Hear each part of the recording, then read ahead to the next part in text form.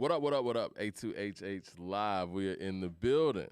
Let's see, let me look on our end. Yeah. We in the building. Cool. What's going on, bro? How you doing?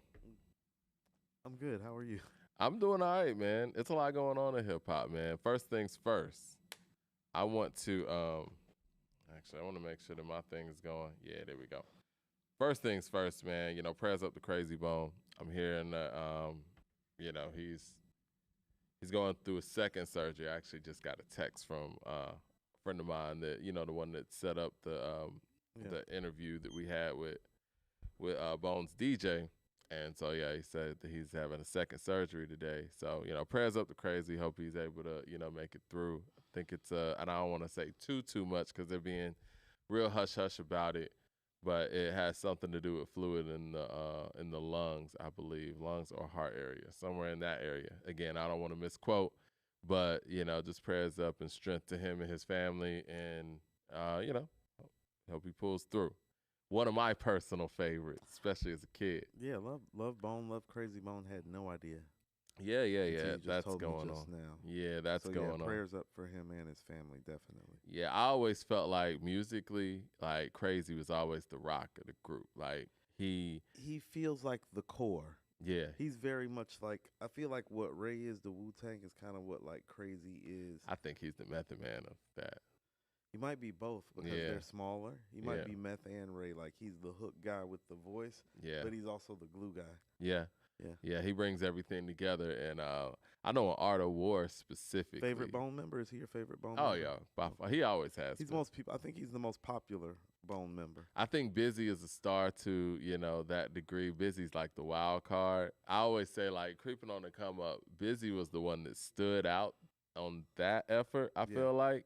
Yeah. But once Bone kind of stabilized and start really getting their sound together, Crazy seemed like the go-to guy. Like. East 1999, I think everybody shined in their respected lights. But that double disc, Art of War, Crazy took on a lot. I can agree with that. And the Mo Thugs family scriptures. He did. Oh, yeah. Mo Thugs is nice. Yeah. It's got a classic on there. That Mo Murder that he put on there is a classic. Shout out to everybody coming in the room. Thumbs up in the chat, man. We're going to talk about a few things today. I wanted to kind of take on all kind of subjects. I know we always talk about impact and influence. I want to kind of unpack and speak to what that really means and how that's really gauged in hip hop, moving forward and past, present, and future, if you will. Right. That obviously Pray for Paris 2, has a release date. What's it called? Because I don't know if he's. I don't know if he's calling it he's that. He's not calling it Pray for Paris. Okay, 2. he's not. It's called And Then You Pray for Me. Okay. So do you take this as a sequel? Because it has the aesthetic, the artwork, the graphics. It's like the actual the fonts and all that stuff is in the Pray for Paris series. It has sequel like vibes to it, of course. Why do you think he's not calling it Pray for Paris 2? To stay connected artistically, but be progressive artistically all at once. Okay, we're gonna unpack that. And also too, like with Heavyweight, like what I thought of when I saw it. I was like, do you remember what I said? Like when I reviewed it, it was like very early on when we started the podcast, and you were like, how would you rate it? I was like, Mike, when I hear it, I was like, I hear a 5 out of 5. Mm-hmm. I said my fear for the album is that it's gonna get the Hell Hath No Fury treatment. And I was right. It did. Because it is getting the Hell Hath No Fury treatment. People are acting like it's a classic album, and people are acting like it wasn't. Oh, it was a classic. It feels like a classic. Easy. Yeah. George Bondo is still one of my favorite like rap songs of like the modern era, just like on some rap shit. Mm-hmm. Yeah. Yeah, George Bondo's crazy. It is. It's a lot of features on there, looks like. Or he actually enlisted all of the people that are involved. So producers and all that. Yeah, so it looks like a lot of names, but it's all about how you sparse those things out, right? Because I love what he was able to do on the first one. I don't say the first one, but Pray for Paris, where you actually have Wale and Joey, or you know what I'm saying, and you got Tyler. Actually, it was Tyler and Joey. My bad. I'm expecting to see more of the same on this one. I don't think we're going to see a lot of like isolated tracks. Like we're going to see more tracks like George Bondo and $500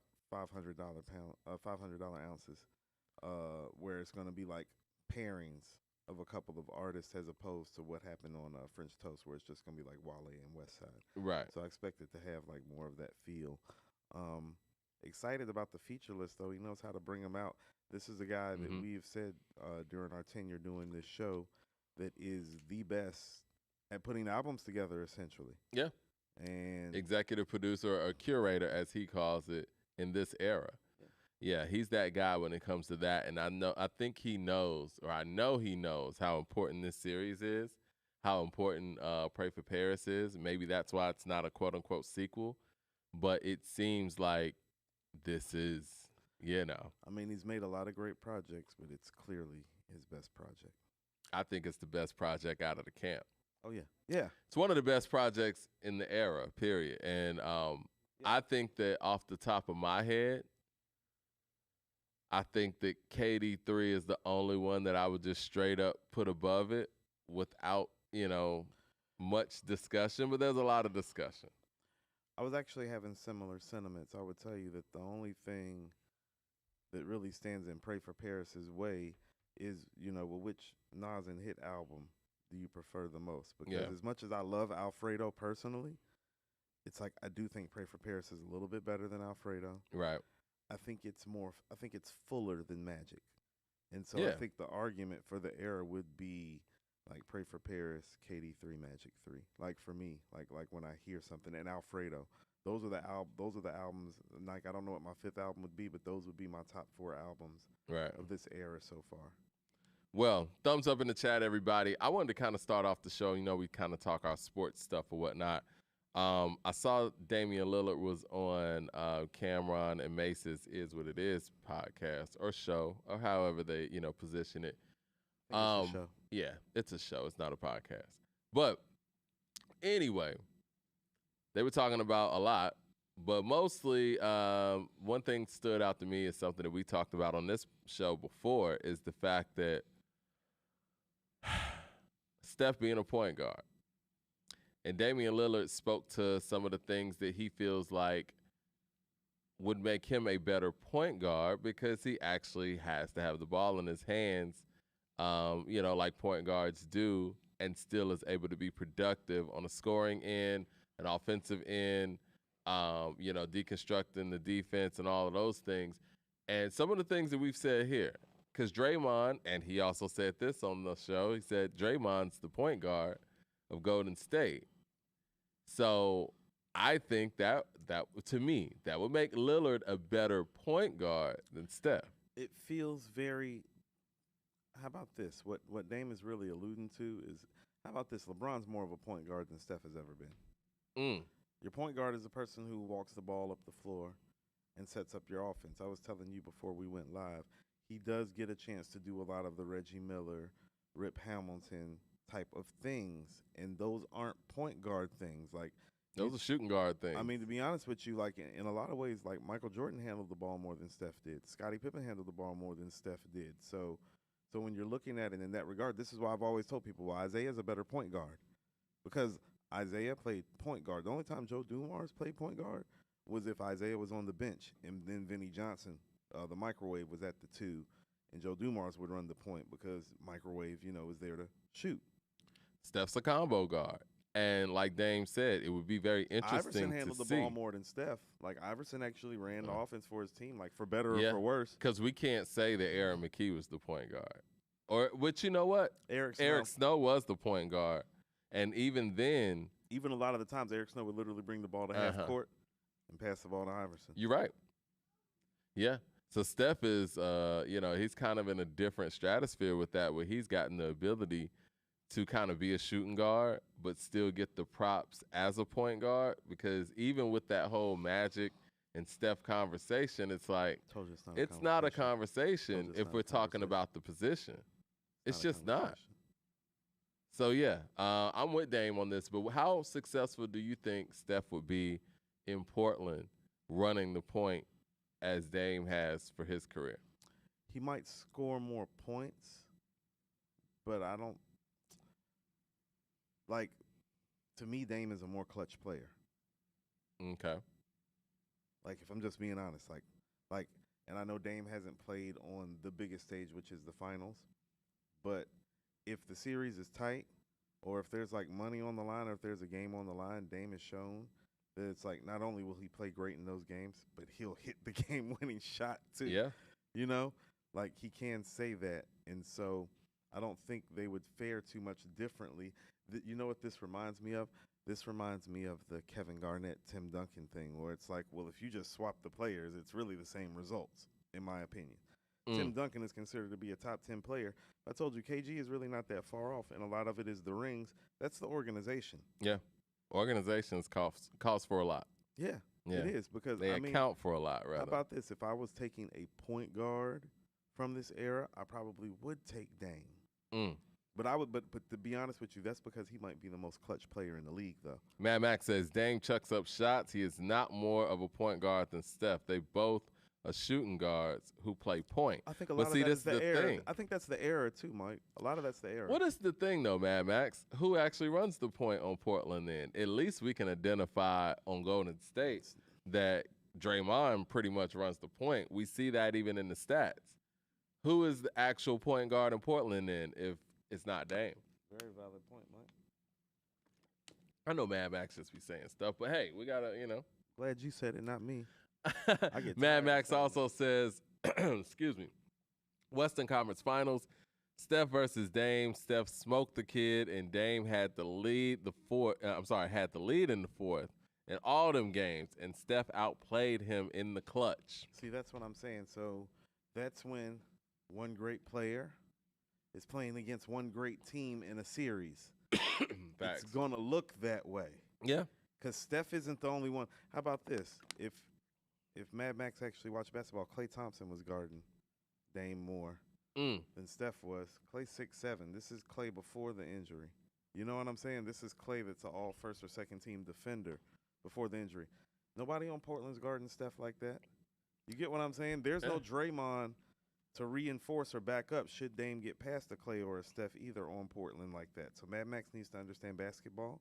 Mad Max just needs to understand everything. He just lost. He need all types of help, Mike. What do you think We've about? tried to coach him up over the years. It's not working. What do you think about the Colorado game? Intervention. I think they got beat down, Mike. What do you think is going to happen next week against USC? I don't think it's going to be as bad because I think when you get hit in the mouth and you have a coach like Prime, I think they're going to recover, but I still think they're going to lose. Do you think this was a good thing for them? Yes, Mike. Much like we've been trying to teach and coach Mad Max up the last few years to no avail. Well, I mean, Dion now has to coach these guys back up and reinstill and fortify some things. And we also need to understand too. I mean, college football, much like NFL football, still won at the line of scrimmage. They just look light in the pocket. Yeah. On both sides of the line of scrimmage, and that's recruiting. That usually comes with time, Mike. Like Nick Saban didn't win a national championship like his first season at Alabama. If I'm not mistaken, it took 2 years at least. It's like you got to get the recruiting and get your players in, work with the players that you got, get your offense, get your culture instilled. It's different with football, and you're doing it with young men, teaching them to be men. Mad Max with the super chat says Klay and Steph had CJ and Dame to deal with, and KD was hurt. Stop making excuses. Well, thumbs up in the chat, guys. Did you hear? We tried. Yeah, did you hear this whole back and forth between Drake and Charlamagne? Little tidbits. Well, let's see. I don't want to take anybody out of context, so I'll just read it what it is. But I know Drake ended up calling him I guess, an off-brand Morris Chestnut or something. But this all comes from the fact that Charlamagne said that Drake put out a single with SZA that nobody cares about or nobody talked about or something like that. And so this is what Drake posted and deleted. But he was like, "Are you okay, Leonard? You kind of weirding me out, G.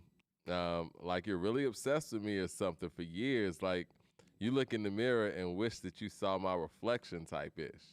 Whatever you got to do, whatever you got to do to let it out. I'm sure your 435 loyal fans, 435 loyal fans, I guess that's what he meant. I thought he meant an area code. He said, yeah, this is Drake. He said, I'm sure your 435 loyal fans will stand by you, you fucking goof. I told you Drake's petty, like in an old school rapper type of way that I like. This is what I'm talking about. This is exactly what I'm talking about. This is why it's like, how can like he checks a lot of the core hip hop boxes of stuff that I like. My favorite rappers are petty, Mike.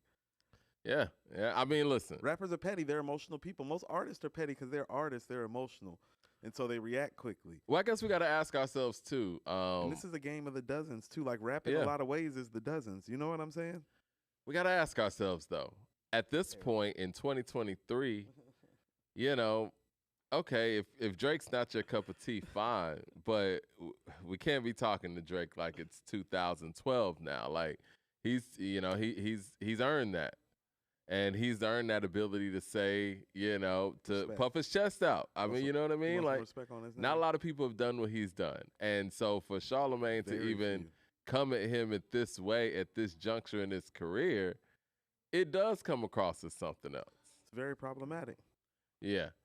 It's something going on. And the fact that Drake even felt compelled enough to say something about it, I don't know, man. I think that they're adding fuel to the fire. This is a guy who sounds like he's going to have something to prove on this new album. You know what I mean? And I like to see that because I think that hip-hop has gotten to the point where guys aren't hungry anymore, and efforts are just efforts.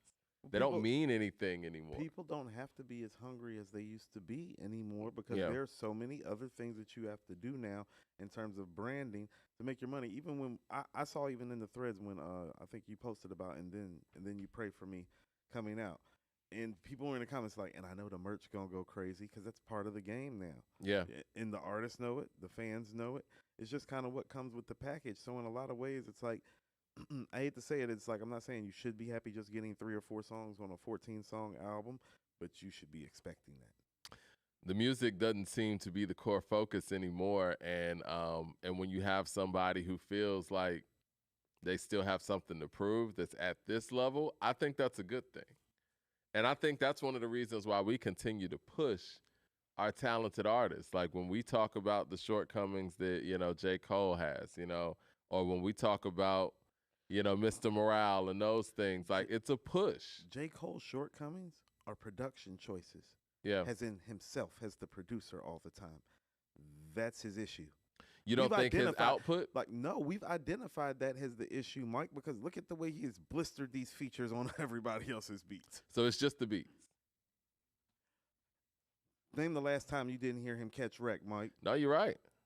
When's the last time? You're right. Because it's been some years since matter of fact, Mike, the last time I heard him and he didn't sound brilliant was on his album. Did you have a problem with the production on his album? What's the problem with the production? Because he reached out on this one. He didn't just do the whole thing himself. Thank God. It's just not. Is it his ear too? Because that the beat picking thing, that's a thing. It's almost too like Q-Tip and Dilla inspired and not to the same effects. Well, I don't know if that's what he does best either. There is no like Bonita type of beat. Yeah. There's not even a what's the shit off Beats, Rhymes, and Life Dilla? Once Again. Oh yeah, I love Once Again actually. Yeah, that beat crazy. Yeah, it is. Like he doesn't make beats like that, but he thrives on beats like that. Yeah. And he tries to make those beats, and I'm not saying he's not a good producer. It's like, well, you're a great MC. Go pick some great producers. He's a good producer. He's not a great producer. Huh. He's a good producer. He's a much better MC than he is producer. And I think that kind of makes his production seem not as good as it possibly could be. Just means there's other avenues and resources that you can use. And also on the flip side, too, well, you don't get rich by letting producers fuck up your budget either. Yeah. Amen says, peace, fellas. Nick Grant's new album, Sunday Dinner, is extremely good. Have you heard it? Will y'all review it? We actually will. I was thinking about that when I saw that cross my timeline. I didn't get a chance to check out Nick Grant's album, but we definitely will check it out and talk about it on Wednesday because Nick Grant comes with quality material. He does. Yeah, Nick Grant's dope. I didn't know it came out. Yeah. So we got Nick Grant on the docket. I know you and I were talking about Conway. 38 Speech. Yeah, what did you think about the album? I thought it was good. Okay. I didn't think it was great. but I thought it was good. I thought there was some dope bar work on there too. I mean, it was kind of what I, expected from a production standpoint, from an approach standpoint. But I like Lloyd Banks being on there. Lloyd Banks sounds good with the crew. He need to go ahead and just join these guys. He does. The Special Machinery track, like I know the name of the album is Special Machinery, but the actual Special Machinery, like the song, like that's the type of bars from Conway. Yep. That when I'm saying how about this, Mike? Even if he's not your favorite, and even if the content or the context isn't your cup of tea, and I think he's done a great job of diversifying the last few years. He's top 5 lyricist of this era, Mike. Well, see, you know what? How do we gauge these things? And this kind of goes into the conversation that I want to have today. Him, Cole, Thought, and Nas, and whoever like your fifth is, but he's the best. He's a top 5 lyricist of this era. How do we gauge impact and influence in this era? Because there was a time, right, where some of the stronger lyricists of their day had impact even if they didn't sell records, right? But how do we measure that level of impact and influence in today's time? Because clearly Griselda is very impactful. It's crazy. You want to know what? It's like Black Thought's impact wasn't felt until these motherfuckers started becoming live bands for talk shows. Yeah. You know what I'm saying? Or until they started playing Unplugged for Jay. You feel what I'm saying? Yeah. Or until they got a hook from Erykah Badu. It's like they were great a long, long time before that, though. Yeah. And so as much as I hate to admit it sometimes, it's like they're even back, quote unquote, in our day when we would buy CDs and tapes and stuff, there was a level of playing the game to get over, to get by, to make it that you did have to like cross into. And it just seems like the media that is funny about who they receive into that other side to get that notoriety. It's like the Roots as a live band should have been getting that call. You know what I'm saying? How do you think that call took place then? I mean, like what different I don't know. element happened? I don't know. Them doing Unplugged for Jay is a big deal. You're gonna hate me for saying this, but it's got Kanye written all over it. It does, man. That's a Kanye thing. It is. The Roots and Jay and all these people existed for a very long time. But like he said, man, like he was the bridge. Like he was the guy that would put Freeway on songs with Most Def. You call him Quali or Quayle. I put him on songs with Jay-Z. I'm the Gap like Banana Republic and Old Navy. That's who he was. He was the bridge between the backpackers and the mainstream guys, just like Puff was the bridge between R&B and hip-hop. I have nobody to blame but myself. You see? I'm just saying. See, I opened up a door, and you just walked your ass. It's the truth, though. Yeah, like, it's fine, Mike. So, yes, the Roots can definitely thank Kanye West for their mainstream success. I was talking about Black Thought. But, yes, let's talk about Black Thought. Cultural impact and how, like, the band getting notoriety for doing, late-night TV helped change his impact. It did. And they were one of the groups at the time. I mean, it's not like he was doing, like, think about it, Mike. He had already, like, no, he pretty much, outside of, like, Cheat Codes is some of his best stuff. It is. Cheat Codes is crazy. No, Cheat Codes is some of his best stuff, but he had done, like, a good bulk of his classic work before that call even came. But it wasn't until that call came that people, yeah, that's Black Thought. That's you know what I mean? Right. I think in MC circles, in industry circles, it was probably like that, like, oh, shit, it's Thought. But, like, not, like, to the people. Right. It didn't become a people thing until it got out to the people. And so that goes back to those tipping point moments. And it's like what I think Conway and Griselda are still missing as a whole is a tipping point moment. I was like, as a fan, you hope that something like Chanel Pearls would have been that moment. You know what I'm saying?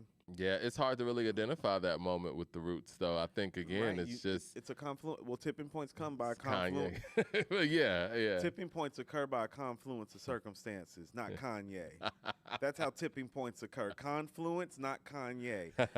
This is Andrew Williams in the Super Chat says, why Cole don't get bad beat-picking stigma like Nas? I don't know. I think it's warranted, honestly. But because he's the beat maker, that's why. Well, he gets pegged with that. And also, too, Forest Hills Drive is special, like, in this regard. It's like he really did make a truly great album, literally pretty much by himself. like on both I sides. think that's the thing. I think that's what makes him stand out is the fact that he does it by himself, no features. But that's also just his peak, though. Yeah. You know what I'm saying? It's just like your peak, like it's hard to peak and stay peaking. He hasn't made a Forest Hills Drive, but I mean, Doja Cat called him the GOAT, and she cited mostly because he does do his stuff by himself. I mean, not mostly, but that was always a part of it. J. Cole fans always let you know that, like, look, he did this album, no features, produced this whole thing. That does matter. You know what I'm saying?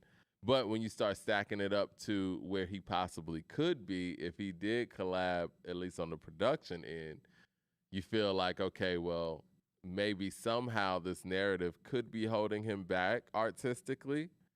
But again, who am I to say when it comes from somebody who's sitting there making all of their stuff? I feel like, to me, when you talk about producing and rhyming, I think Big Crit is the best balance of this era, because I think Crit's production is just as good as his rhyming.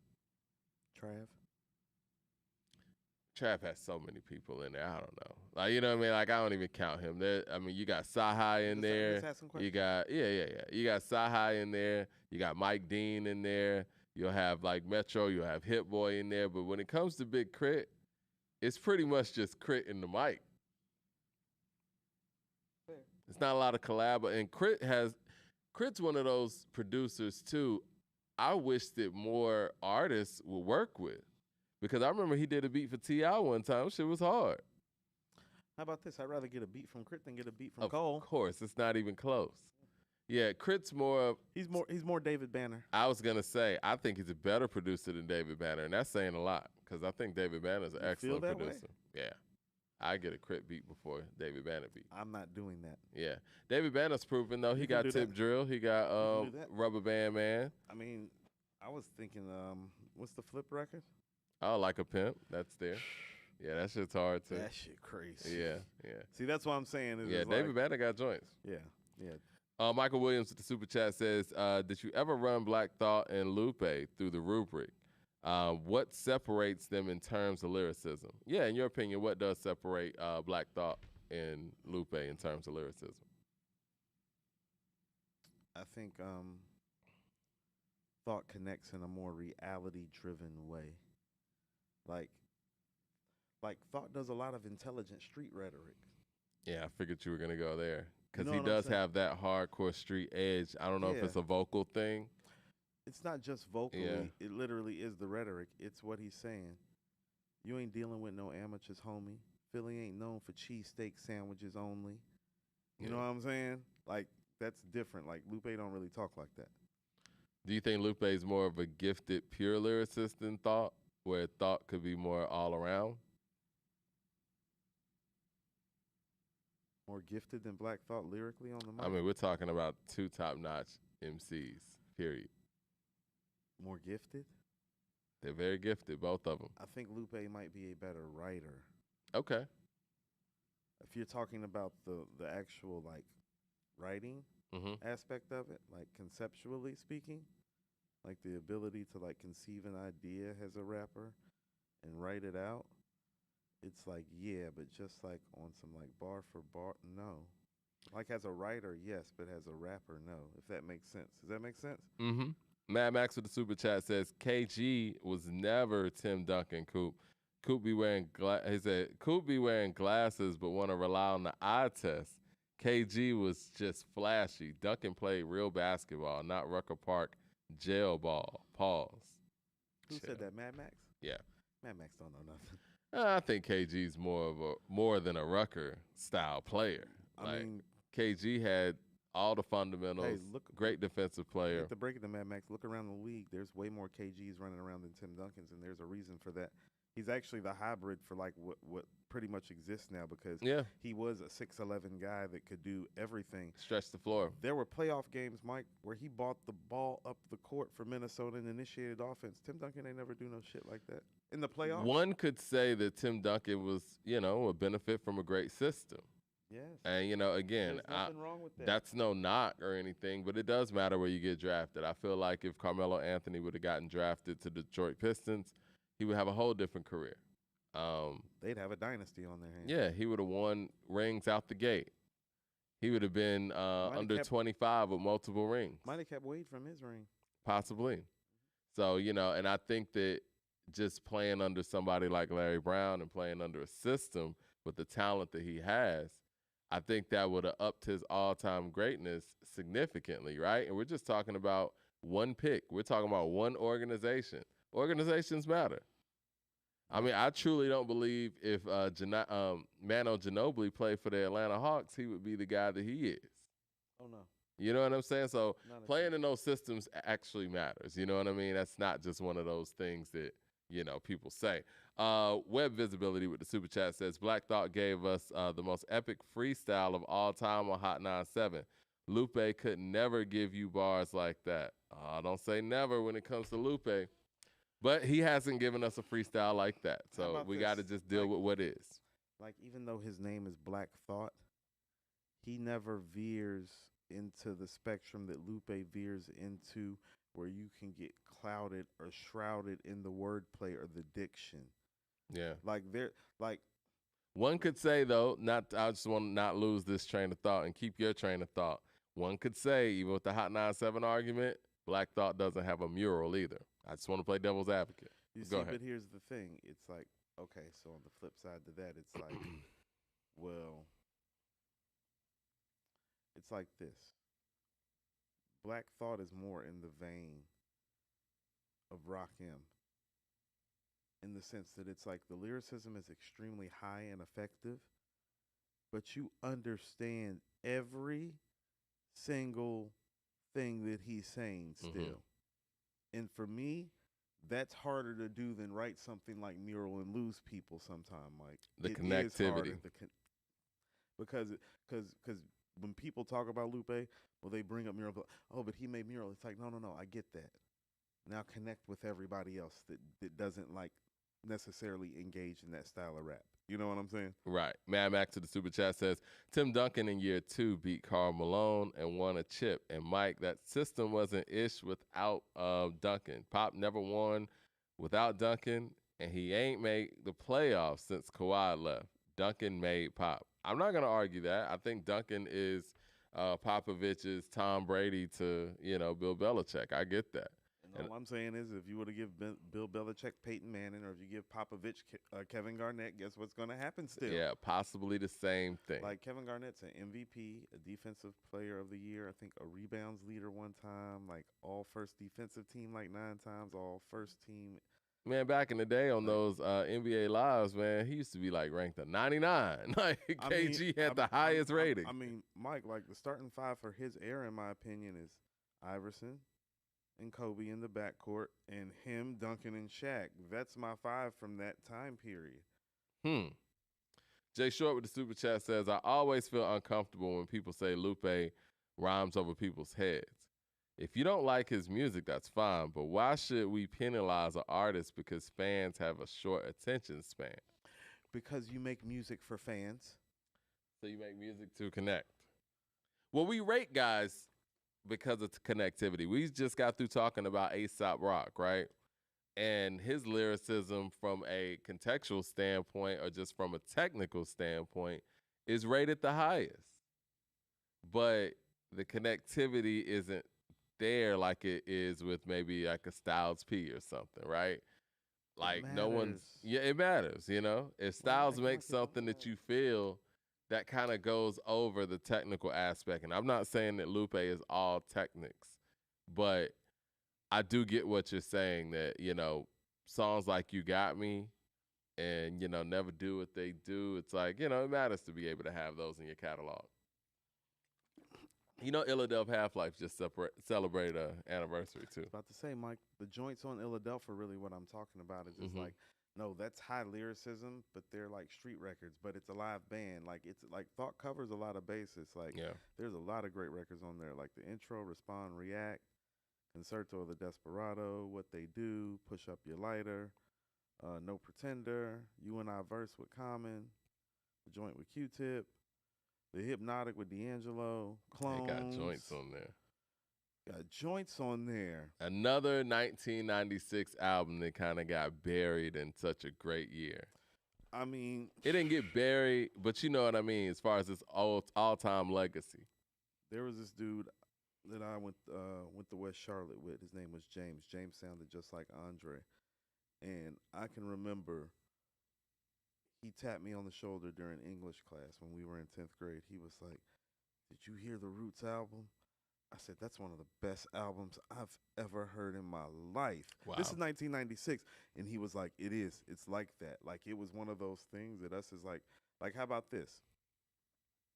At the time, I preferred Illadelph to AT Aliens because I feel like Illadelph has more classic songs on it than AT Aliens does. Mm-hmm. And I think I'm right about that still. You know what I'm saying? So that's what I thought about Illadelph in 1996 as a diehard Outkast fan. It's like, nah, Illadelph's better than AT Aliens, in my opinion. Wow. Mad Max of the Super Chat says, Peyton was too robotic. Garnett was trying to be a shooting guard. They were never Brady or Duncan. Those guys did what they did the best. Okay. AB Studios of the Super Chat says, who's Duncan versus Smoke? Cooper, Mike, what's up? It's me. But yeah, we'll get our schedules and stuff together. Mike, you've been saying the schedule stuff for 2 months, man. I mean, sure, you want to do it today? Yes. Oh, okay. Well, let's do it today then. Which one are we doing? Did you want to do the Nas and Kendrick one first? No, I feel like taking Kanye out, Mike. Okay, I'm with that. Let's Kanye do that. to go Let's down, do that. Because I want you to not have Let's to talk about do Kanye. that. It's Let's so do very, that. very bad. I mean, it is Monday Night Football tonight, though. I mean, is that going to get in the way? Do we need to pick maybe tomorrow or something where people aren't distracted with Monday Night Football? Why is this man ducking me? No, Why I'm is this just man trying to. ducking me? Okay. Politics, man. Listen, if y'all cool with tonight, we can do tonight. See what the people say. If the people want to wait till tomorrow night, we can do tomorrow night. LP with the Super Chat says, Lupe been trying to make It Was Written his whole career and forgets the reason why Nas made It Was Written mass appeal. He made complex rhymes accessible. Lupe doesn't. I'm saying this is what I mean. I never brag how real I keep it, because it's the best secret. I rock a vest, prestigious, Cuban link flooded Jesus, in the Lex watching Kathy Lee and Regis. My actions are one with the seasons. A tech squeezing, executioner. Wintertime I rock a fur. Mega popular, center of attraction, climaxing. High level lyricism, Mike, you understand every single thing that's going on. That's harder to do. That's harder to do, Mike, than writing mural. Because here's the thing about it. And as an artist, Mike, you know this. Oh, no, you can zone out in that space and get that abstract. Yeah. Yeah. You can. Bringing it back to it's about bringing it back is making what's it hard, where people Mike. understand. Bringing it back is what's hard, Mike. Jay Short with the Super Chat says Devil's Advocate. Why would it be okay if I said I'm sorry, would it be okay if I said Kodak Black's music is beneath people's intelligence and too dumb for fans? Why is the connectivity argument only for certain artists? I'm kind of I get what he's saying, but it's like people aren't going to Kodak for lyrics. They're going to him for a vibe. They're going for the vibes, Mike. Mm-hmm. And he provides the vibes. Yeah. Lupe he excels in that. And he excels in the vibes. Lupe doesn't provide the vibes. He provides the bars. So the bars need to connect. Web Visibility with the Super Chat says, Things Fall Apart is better than any album in Lupe's catalog. I think Illadelphia is too. I think they have 2 albums better than The Cool. Thumbs up in the chat. Thumbs up in the chat. The Cool and Things. No, it's not better than Things Fall Apart. I like Things Fall Apart the most. That's my personal favorite by the Roots. I think Things Fall Apart is kind of like their late registration. It's more polished, but I prefer Illadelph the way you prefer the College Dropout. But like both of the Kanye projects, since we keep on talking about Kanye. I mean, since we're gonna do the verses, we might as well. I can't wait to put them to bed. Can't wait. I'm so excited about this. You have no idea. It's been Kanye. I can't wait. It's been Kanye every show for months now, at some sort of shape, form, or fashion in time. But the songs on Things Fall Apart, they're great, Mike. They're not good. They're great. Yeah. Double Trouble with Most, Now Yasin. The Act Part 2, Love of My Life with Common. 100% Dundee. I love 100% Dundee, Mike. Hip Hop, You the Love of My Life. What's Adrenaline with Siegel? Yeah. You Got Me. Ain't Saying Nothing New. Next Movement. Leroy Green with the It's a super lot of chat stuff. says, love Black Thought and Nas, but Lupe inspired rap genius and is now teaching at MIT. I'm sorry, bar for bar, there's no getting around Mr. Fiasco. Now, I do want to correct that one thing because, not to flex or anything. Not to flex or anything, but, I'm cool with one of the founders of Rap Genius and the person that inspired Rap Genius to start as Cameron's lyrics. So I want to correct that part of it. But that doesn't take anything away from Lupe. I just want to correct. That, Leroy. I just want to correct Leroy's false information, Leroy if you will. and Mad Max. I tried to find a nice way to say it, fake but news, Mike. They need to go work for Trump's campaign when he runs for president. I want to correct that part and of probably wins because Democrats can't. Anyway. But yes, man. Another album that's celebrating. Gas costs too much. It's ridiculous. Another guy. Or not guy, another group. Another group that is celebrating an anniversary. Speaker Box Love Below just celebrated an anniversary. 20 years. So I thought we were gonna get something we didn't. Yeah, it's okay. Yeah, it's Outkast. I love him. It's not a classic, Mike. So people need to stop saying that it was a classic. Speaker Box Love Below. Yeah, because to call it a classic is to put it in the same level as their other works. And that it is not. I listened to the Love Below. I was listening to both albums this weekend, actually, but today I was listening to Love Below. And I'm going to be honest. Tried to tell you. I don't know if it's because of the lack of performing, but I think that has something to do with it. I don't think Hey Ya aged that well. Tried to tell you. A lot of those records didn't age that well. I think She Lives in My Lap's the best song on the whole album, on both discs. Correct. I was listening to Take Off Your Cool. Love that record. I love Vibrate. Vibrate's that lick. Prototype's cool. It wasn't as amazing today as it was when I heard it 20 years ago. Yeah. But it's still a beautiful record. Yeah. Happy Valentine's Day is dope. I like Spread. I like Spread a lot too. Yeah. But it's that pink and blue area of the album where the album is. I told you, Mike, the second half of the album not as good. Yeah, I said it. I told you. It's a little too long. Pause.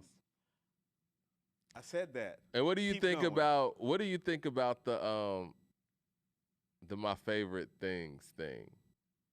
I think that was kind of I told you, Mike, the second half of the album is just good. It's not great. This first half of the album is great. Like the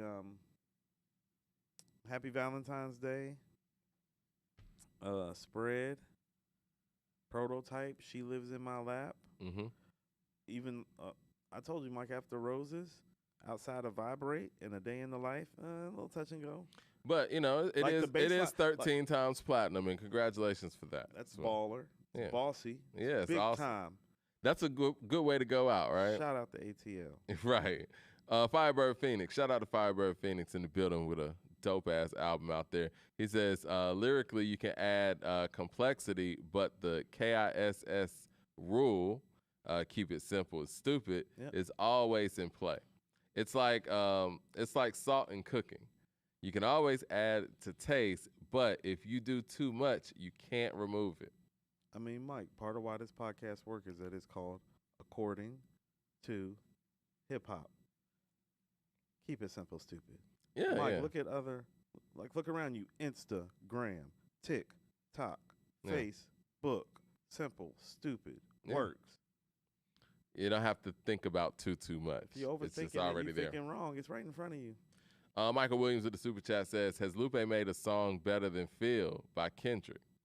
Obviously, he's made more complex / abstract songs, but has he made a better overall song? Well, I mean, I think Dumb It Down and Streets on Fire are both better than Feel. Streets on Fire is pretty hard. Just off the top of my head, the Coolest might be better. The Coolest. Well, I think I told you there's some stuff on the Coolest, special. That might be a more viable conversation. I think that kind of digs into abstract? what we're talking about with this influence and impact, because when you pull Lupe out of the fold and Kendrick out of the fold, what makes Kendrick better than Lupe? Does Kendrick connect better, and why? Told you it's just the albums. Connectivity with the albums. Because I think Kendrick's singles connect. It's mostly the way good. How about this? Kendrick's best album connects on a way and in a level that Lupe's best stuff, I don't think ever will connect, and that's Good Kid, Mad City. And so I'll tell you the difference is in that ability to connect and to execute it for a project and what has now been projects that are great. Like Good Kid, Mad City and Section 80 are connecting pieces, but they're also great pieces. And he has great pieces after that connect to different parts of the culture or different parts of the times. And so the connectivity, once again, it does matter. Because, like, Lupe's most connective album is Food and Liquor and the Cool. It's like, nah, that's not better than Section 80 and Good Kid, Mad City. It's not. Why? The connectivity, Mike. But I'm saying, like what do you think Mike, connects about Good Kid, Mad? Like, what individual songs would you say? Mike, I was about to say, when we were closing down the building last night, Mike, Bitch Don't Kill My Vibe came on. Okay. Mike, the entire building was singing it. I got 24-year-olds on my staff in the kitchen. You know what I'm saying? Singing the song. There are 32-year-old servers singing the song. My about-to-be 42-year-old ass is singing the song. Because it connects, Mike. Bitch, don't kill my vibe. Bitch, don't I am kill a my sinner. Vibe. Who's probably gonna sin again. Yeah. Lord, forgive Is me. it the singing? Does Lupe Mike, not sing enough? No, it's literally connecting. Listen to what he's saying. Lord, forgive me the things I don't understand. Sometimes I need to be alone. Bitch, don't kill my vibe. Bitch, don't kill my vibe.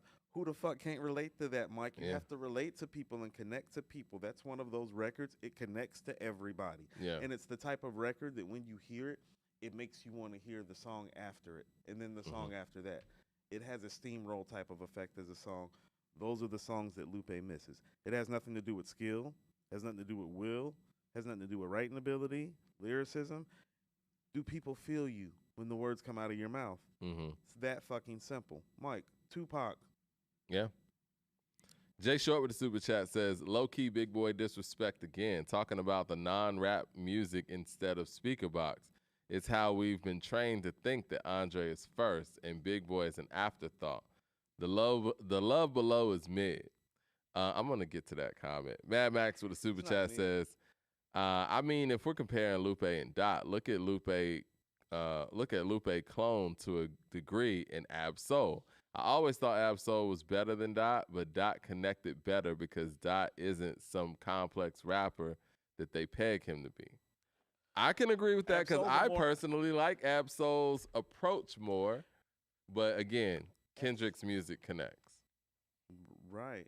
How about this? Like, Ab Soul lives on the plane of a bitch don't kill my vibe. Like, that's the territory that he operates in, but he is yet to make the record that reflects it the way that Kendrick record does it. And that's fair. That's just the reality of the matter. And that's why, like, when you talk about, well, Mike, I mean, that's how Bitch Don't Kill My Vibe starts. So that goes back to what you were saying last week about how you start off a song matters. Yeah. You know what I'm saying? Yeah. Big hit songs have a sinner who's always gonna sin it.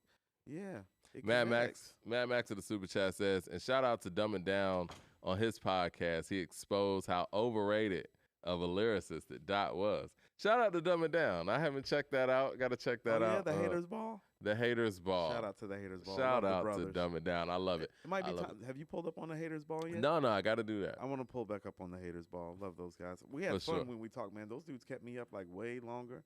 And I thought I was going to be like, I had a curfew that night. And they just kept me up because the convo was so great. Yeah, and man. Hip-hop convo. Well, it's three brothers, too, and it's cool. So you're getting the perspective from different years and age gaps from the same family. And so how younger bro feel and how older bro feel might be like two different worlds. And it's like the beautiful thing about hip-hop. You know what I'm saying? Exactly. I want to speak to this speaker box Love Below conversation too. Now, I think that speaker box, I think it's a decent album, and I think that there were some real highlights on speaker box. I just think that the way that it was approached is why a lot of people view Big Boy and Andre so separately. I wish Big Boy would have taken on more of the rap himself and not been so collaborative heavy on it, because he had a lot of collaborations on it, whereas on the other side, Dre just had, rap collaborations, that was it. Nora Jones is on there, Khalees is on there, but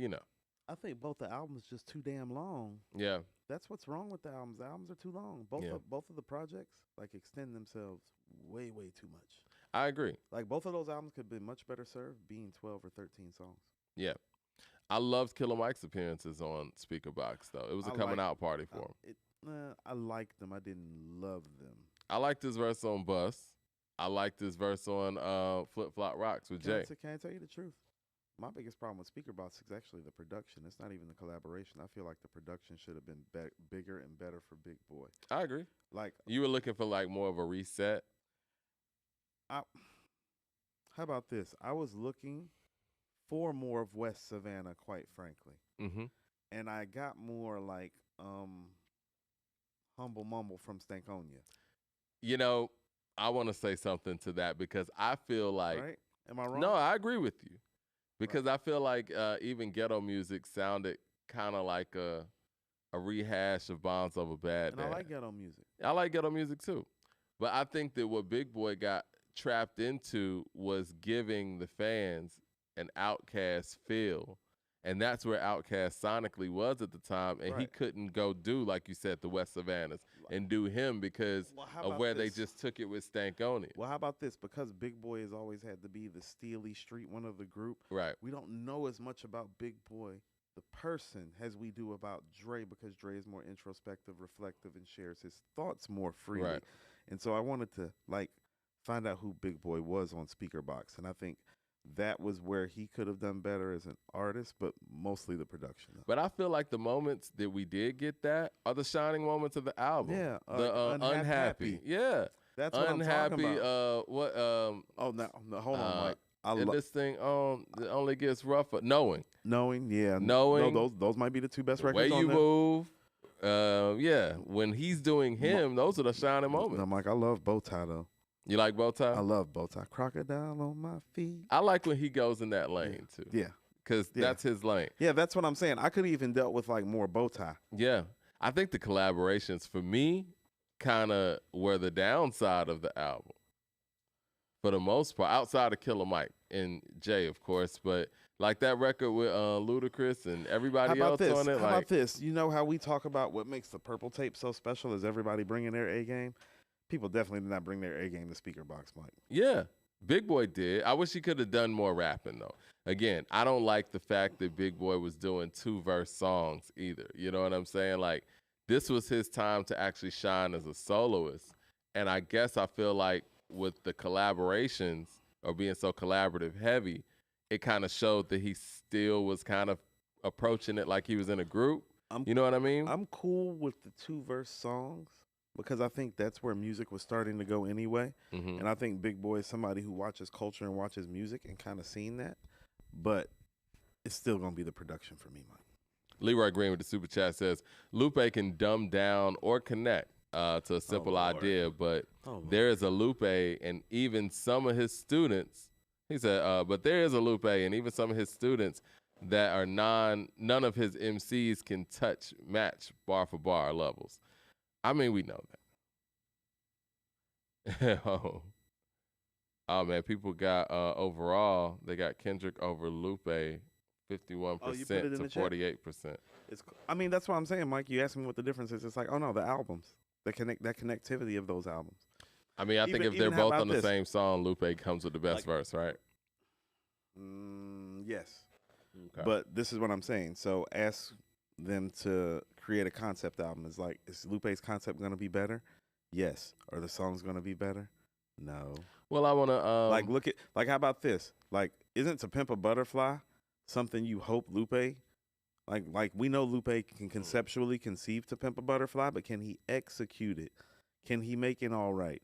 Can he make How Much a Dollar Costs palatable? Can he make A Black of the Berry palatable? That's fair. That's what Kendrick does. Even when he gets kind of on that abstract, metaphorical, conceptual level that Lupe does, it's like, oh, no, you still understand. Mike, you understand everything Kendrick is saying. Oh, we got Dumb It Down in the building. Shout out to Dumb It Down with the super chat. He says, appreciate the shout out, y'all. Welcome to the Haters Ball anytime. By the way, Speaker Box is a classic, and Lupe has plenty of relatable songs like Hurt Me Soul. I didn't say he doesn't have relatable songs. Palatable is the word. How about this? We're going to keep on saying this word to connect. Yeah. You know what it is when it connects, Mike. Yeah. Like, how about this? Something that the Migos does, Mike, it connects to you. Yeah. Yeah, it's a vibe. Yeah. It feels right.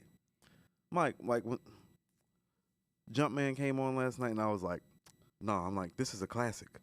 Because it feels that way. Well, I mean, speaking of connecting and speaking of Jumpman, that's what Drake does. Drake connects. Whether people like him or not, or feel like he's overrated or not, or like his lyricism or whatever, he connects. No, he's tapped. And I'm looking forward to hearing what this new album is going to sound like because, you know, he's definitely tapped into the listener. And whatever he puts out there, it goes. Whether it's a feature, whether it's a solo record, whatever. I mean, he's mastered that connectivity. I think that even when we talk about Jay-Z has connected in his era and in that time frame where Jay is Jay more than some of his peers. And that's why he kind of stands above in many ways.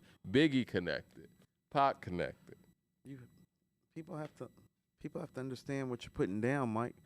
They have to like what you're putting down. They have to understand it first, though. Like, how can they like it if they don't understand it? That's what I mean. Is like it's not about zoning out. It's about bringing it back down. I mean, Big connected more than Black Thought did. And when they both were alive. Well, when Big was alive, rather. And no one's gonna sit here and tell you that Black Thought's a better MC than Big, but he is probably, if we're talking about bar for bar. Bar for bar, yes. But the connectivity of Big makes you feel like, no, it's not a conversation. Is bar for bar Black Thought better than Big? Yes. Is he overall? Like in anything else? Like, I can't think, and this is how great Big is. It's like, Big's got the better voice, got the better delivery, he's a better song maker, more versatile. He's a better storyteller, he's a better hit maker. Big had a lot in his arsenal. He had the arsenal, Mike. Like, this is why I tell people he's so special. It's like sometimes I be feeling like the lyrics might have been the weak part of his game, and that's crazy. That is crazy. 36 Chambers with the super chat says, I'm a bit behind, but drill music and Zion connected for me heavy, and I'm young. Kendrick doesn't connect for me the way y'all saying, and I'm West Coast. Well, here's what I was about to say. You know what the biggest problem with Mr. Morale is, Mike? I told you, Mike, who the hell want to listen to this nigga go through therapy? That not connecting.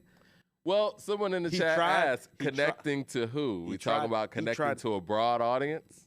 It's called the music business because you're making it for broad audiences. Okay. I mean, who wants to make, Mike, once you make the choice to go public with your music, are you trying to make it for a narrow audience on purpose?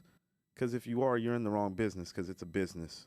Yeah. So in business, you usually, at least how this business works, it's based on like how many fans you can get and how many fans you can get to flock to you, like on a social media level to monetize, on a branding and merch level to monetize, on a music level to monetize. So the whole point is to spread yourself out. So it's like, yeah, that is what you're supposed to be doing. So all that narrow shit I really ain't trying to hear. Celeste with the super chat says, I appreciate the DM y'all sent me the other day about music promo. Salute, keep doing your thing, and I'll be in touch soon. Yeah, anybody want to get their stuff promoted, hit us at info@accordingtohiphop.com. And shout out to you. We look forward to hearing your music. But Speaker Box Love Below, I was expecting us to get something. But, I guess, when it comes to Outkast anniversaries, I guess all we're going to get is I'm petty, so I was like, okay, so the breakup's on. I guess we're not going to get any unreleased stuff. At least artistically speaking as a group. That's what I'm saying. It's like... I'm not expecting anything. This is the last project they really did together, right? It is. And they didn't even do that together. No. Big Boy was in on... Like, I remember Big Boy did an interview where he was talking about, like, going in and listening and doing some sessions with Dre and how Dre came to some of his sessions, even did stuff. I think Dre may have put Ghetto Music together. Yeah, I think he produced that. He produced that in church, actually, if I remember correctly. Yeah. So so it's not like it was like some sort of total, like you over here, me over there type of thing, Yeah. Michael Williams, the super chat says, Nas just dropped a video for Fever. Oh, shout out to that. Yeah. But yeah, even with Speaker Box Love Below being as separate as it was, it just didn't feel like an Outkast album. I understand why they made an Outkast album because the Outkast brand is bigger than both of those guys were as individuals at the time. So it works better than just the whole solo thing. But, I mean, are we good with one of rap's greatest groups, and by Billboard standard, the greatest group, going out with a soundtrack album, and then before that, an album where they basically split the album in half on some solo stuff? Told you, Mike, every time we talk about this, I think about that verse on Rosa Parks. Yeah. Saying that it's cost lit. Yeah. But that's all shit broke, and I hope I never have to float in that boat. Up Shit's Creek is sweet is the last quote that I want to hear when I'm going down. When all said and done, and we got a new Joe in town. When the record get to skipping and slowing down. Right. All y'all can say is them niggas earn that crown. And that's really all we can say, Mike, because the way that it skipped and slowed down. Yeah. Yeah. Because honestly, if we keep it 100, the zenith, from a quality standpoint, and we're not talking about sales and all that stuff, the zenith is a Kumina. And everything is kind of stepped down after that. Stankonia, I think, is their fourth best album. It is. I think that Speak About Love Below is their fifth best album. We can argue about the first three all we want, but that's their fourth best album. And don't try to put it like any higher. And Speak About Love Below, if we put them together as a package, that's the fifth best album. And then Out a While is the sixth best album. Why couldn't they just do like a triple disc if that was the case? Like do an Outkast album and then do a Big Boy album and then do an Andre album. I just think that would have. Well, according to L.A. Reid, they weren't working together at the time. And he said it in an interview, like, he said, it's common knowledge that they weren't working together at the time. Like, no, it wasn't. What are you talking about? No, it's not. Not until you say something. Right. I mean, because back then. I don't want to talk about this anymore. Because back then, whenever you would say stuff like that, they would kind of revert to the whole return of the gangster mentality where it's like, no, we're good. Y'all tripping. Y'all starting rumors. You know what I mean? But all in all, I guess that talk was real talk. No. Leroy Green with the super chat. According to L.A. Reid, again, Leroy Green with the super chat says there's a whole lane of writers that doesn't connect. Yes.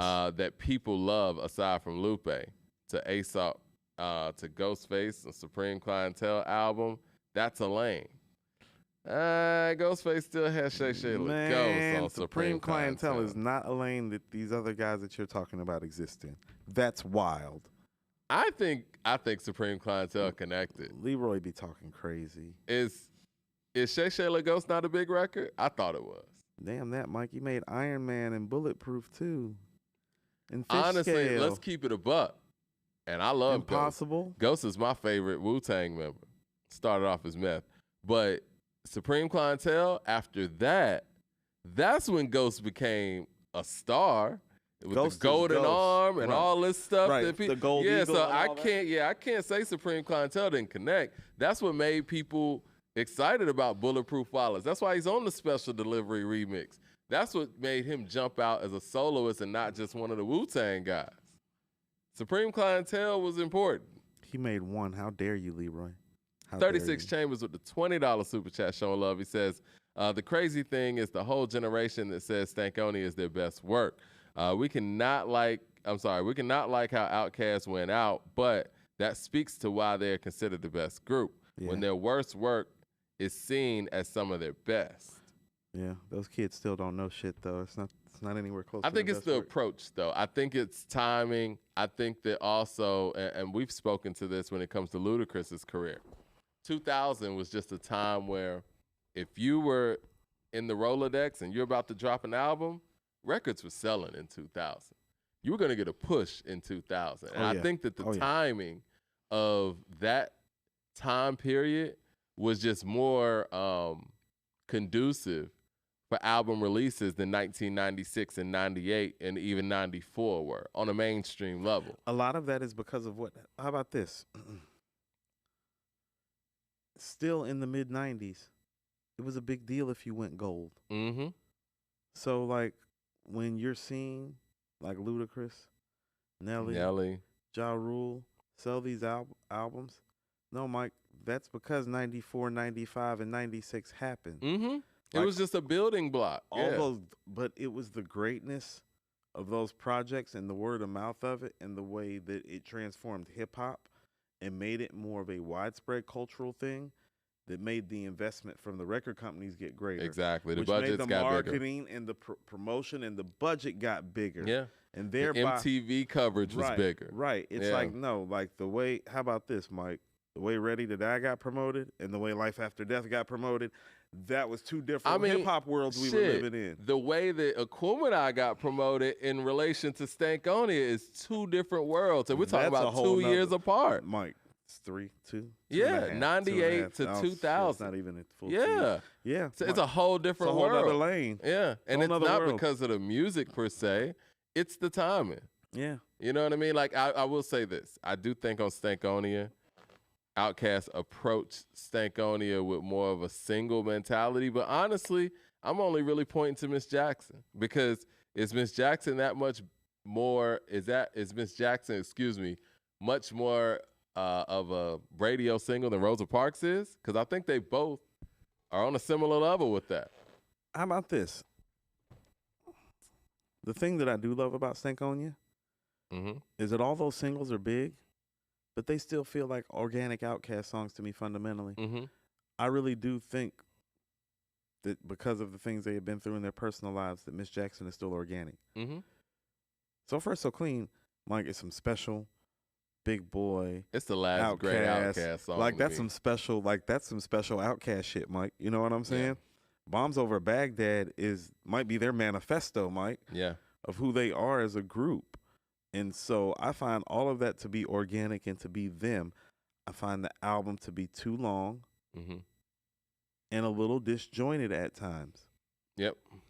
Because here's the thing that made the first 3 albums so great. Like the sequencing on those albums is beautiful. The sequencing on Stankonia is not beautiful.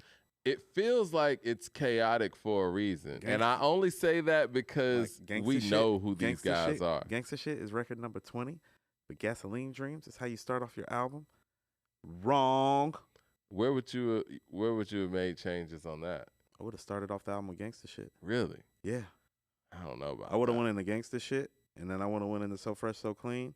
And then, I would have went into Gangsta Shit into that I'm Cool interlude, So Fresh, So Clean, Miss Jackson, banger, banger, banger. I probably would have started off Bombs Over Baghdad. Nah, I don't like Bombs Over Baghdad being in the middle of that album. How about this? I would have done Bombs Over Baghdad probably after Snapping and Trapping. If Snapping and Trapping is staying, I'm doing Bombs Over Baghdad and then Spaghetti Junction. I'm cutting Snapping and Trapping. That's cool. So so think about this. Let's put Bombs Over Baghdad right after Miss Jackson, but right before Spaghetti Junction. And even though Big Boy went crazy on Snapping and Trapping, I want to say that. But it's the beat on there. And I get it, you know what I mean? Lip gloss on lavender lapel. That's exactly where I was going. That's exactly what I was thinking in my head. I wanted to make sure I clarified that. 36 Chambers with a super chat says, Ghostface is the same lane as A$AP Rock and Lupe and Thought and Doom for lyricists that sometimes don't connect. Y'all are saying Ghostface don't connect? I'm not, again, maybe I'm not the best person to ask about this. He says, all those other lyricists reference Ghost and have tracks with him. Same lane.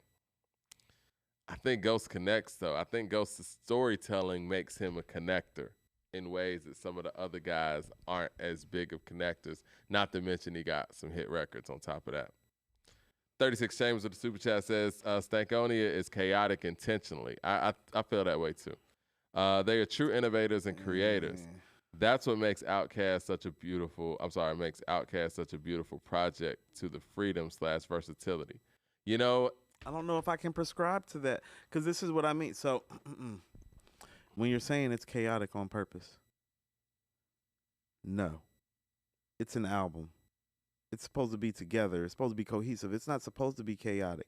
Like if you want to talk about it feels like they're working in a frenetic state. It's like I get that.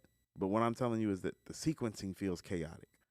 It's like not to be funny. Why is Snapping and Trapping that early in the album? Why? I don't know. I think it's chaotic on purpose. And I only say that because we know who these guys are. Like, this is what I'm trying to say. Why is Humble Mumble before Gangsta Shit? That's what I'm saying. It's like, no, Humble Mumble is something that that's how Outkast ends their albums, usually with something like that. You feel me? Gangsta Shit is more in line with, like, how they start off. Return of the Gangsta. Two Dope Boys. My intro to let you know. No, they usually start off with something pretty hard, Mike. Well, this is what we normally and gangsta get. shit's the hardest shit on there. This so start is off normally with your hardest shit. This is normally what we get though when we have an artist that makes a perfect album, right? They want to go take chances after that. And again, I'm going to bring up Kanye West, My Beautiful Dark Twisted Fantasy, and then you get Yeezus. You know what I'm saying? What? But that's what I'm saying. Like, and he said that. He said, look, I've showed you I can make the perfect album, My Beautiful Dark Twisted Fantasy. I wanted to do some, fuck some shit up. Those were his words. So maybe that was the Stankonia mentality. We just came off of Akumenai, got 5 mics, made the perfect album. Let's go out here and just, fuck some shit up. I remember Dre saying when they made Stankonia, they were mad at hip-hop. And so that was kind of a reaction to them being mad at hip-hop. Fine. Don't take it out on us. And thinking that things were just going so mundane that they wanted to just change some things up. Listen to what I'm saying. And this doesn't just apply to Outkast. When you end your album with Liberation, Nathaniel, and Chunky Fire, and the next thing that I hear is Gasoline Dreams, you're fucking up. I like Gasoline Dreams. Now, I'm not. Period. I'm not as low on Gasoline Dreams. Is it better than Liberation, Nathaniel, or Chunky Fire? No, it's not. Right, so the level's not the same, Mike. They had ascended to a certain place. With a certain place comes expectations. Should have started the album off with gangsta shit. Gasoline Dreams, Humble Mumble, Questions, all that. Back. Well, I want to speak to something that was just said in the super chat though. Before I forget, not to cut you off. The joint with Gangsta Boo in the back. Yeah, I don't think that even makes the album in my opinion. I like I Call Before I Come. You like that? A lot of people do. I don't really dig it. And I love Gangsta Boo. Rest in peace. That voice was dope too. She did her thing. Yeah. Somebody was talking about Outkast and their freedom and versatility. And we just got through talking about systems and Popovich and Melo not getting drafted to Detroit. I think L.A. Reid giving those guys freedom at such a young age and basically giving Organized Noise the keys to do whatever they needed to do because he trusted their ability to make hip-hop music because he was more of an R&B guy.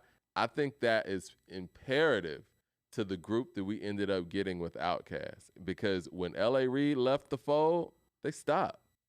They didn't even attempt to go into a new system. You know what I'm saying? So this is kind of like Tim Duncan playing for Popovich, or look, Tom Brady playing for Belichick. And if Belichick says I'm out, I'm retiring. It's kind of what Cass did. Ooh, Slum Beautiful should be right after Spaghetti Junction. Slum Beautiful is way too far back. Gangsta shit's way too far back. I like Slum Beautiful. Yeah, Slum Beautiful is great. How about this? Slum Beautiful is one of those records on there. I think it might be the hidden gem of that album, but it's so far back. Yeah. No. Put that up right after Spaghetti Junction. Give it some burn. Yeah. Yeah. Yeah. The sequencing is all, like my biggest problem with Stankonia is the sequencing. Yeah. It's not even necessarily the songs, because I don't think there's necessarily a song on there that I'm like, ugh. Because even Snapping and Trapping, Mike, they are snapping and trapping on there. They are. It's a lot of snapping and trapping. Now, I do think that again, what makes me feel like they intentionally were chaotic is when you listen to The Love Below and how well that's put together. Because there ain't no sequencing issues on that at all. No, but and you might be right about the chaotic pace, but that doesn't mean that the album doesn't still need to, like, it needs to flow a certain way. Like, Stankonia doesn't flow like the other three projects, Mike. Like, think about how AT Alien starts with the You May Die intro, Two Dope Boys, AT Aliens, Jazzy Bell. Mm-hmm. I'm sorry, Wheels of Steel, Jazzy Bell, Elevators, Over the Woods. It's like, no, that's beautiful sequencing, Mike. Yeah. It's beautiful. Like, most of their projects are like that, Mike. My intro to let you know, Ain't No Thing, Southern Playalistic. You're right. Players Ball. I'm going to call it a while. Players Ball. Like, no. They're great at sequencing, Mike. And those are the expectations. I think what we didn't know, and I don't have all the information. I've just been listening to a lot of interviews over, the course of my years. Mm-hmm. There were a lot of hands in a lot of music minds in the studio that helped that sequencing. Like, people like Kawan Pratt. I remember him someone was telling the story about how Big Boy wanted Y'all Scared to be the first song on Akumenai. But they were like, no, it's got to be Return of the Gangster. You know what I mean? Like, it was a team effort in putting together those albums from top to bottom. And maybe on Stankonia, it wasn't as much of that. There's part of me that felt like Y'all Scared maybe should be where Synthesizer was and move Synthesizer next to Chunky Fire. Y'all Scared aged very well to me. I think that's actually today one of my favorite songs on Aquemini, whereas in '98 it probably wouldn't even cranked my top 5. So Aquemini is very. You want to know what, Mike?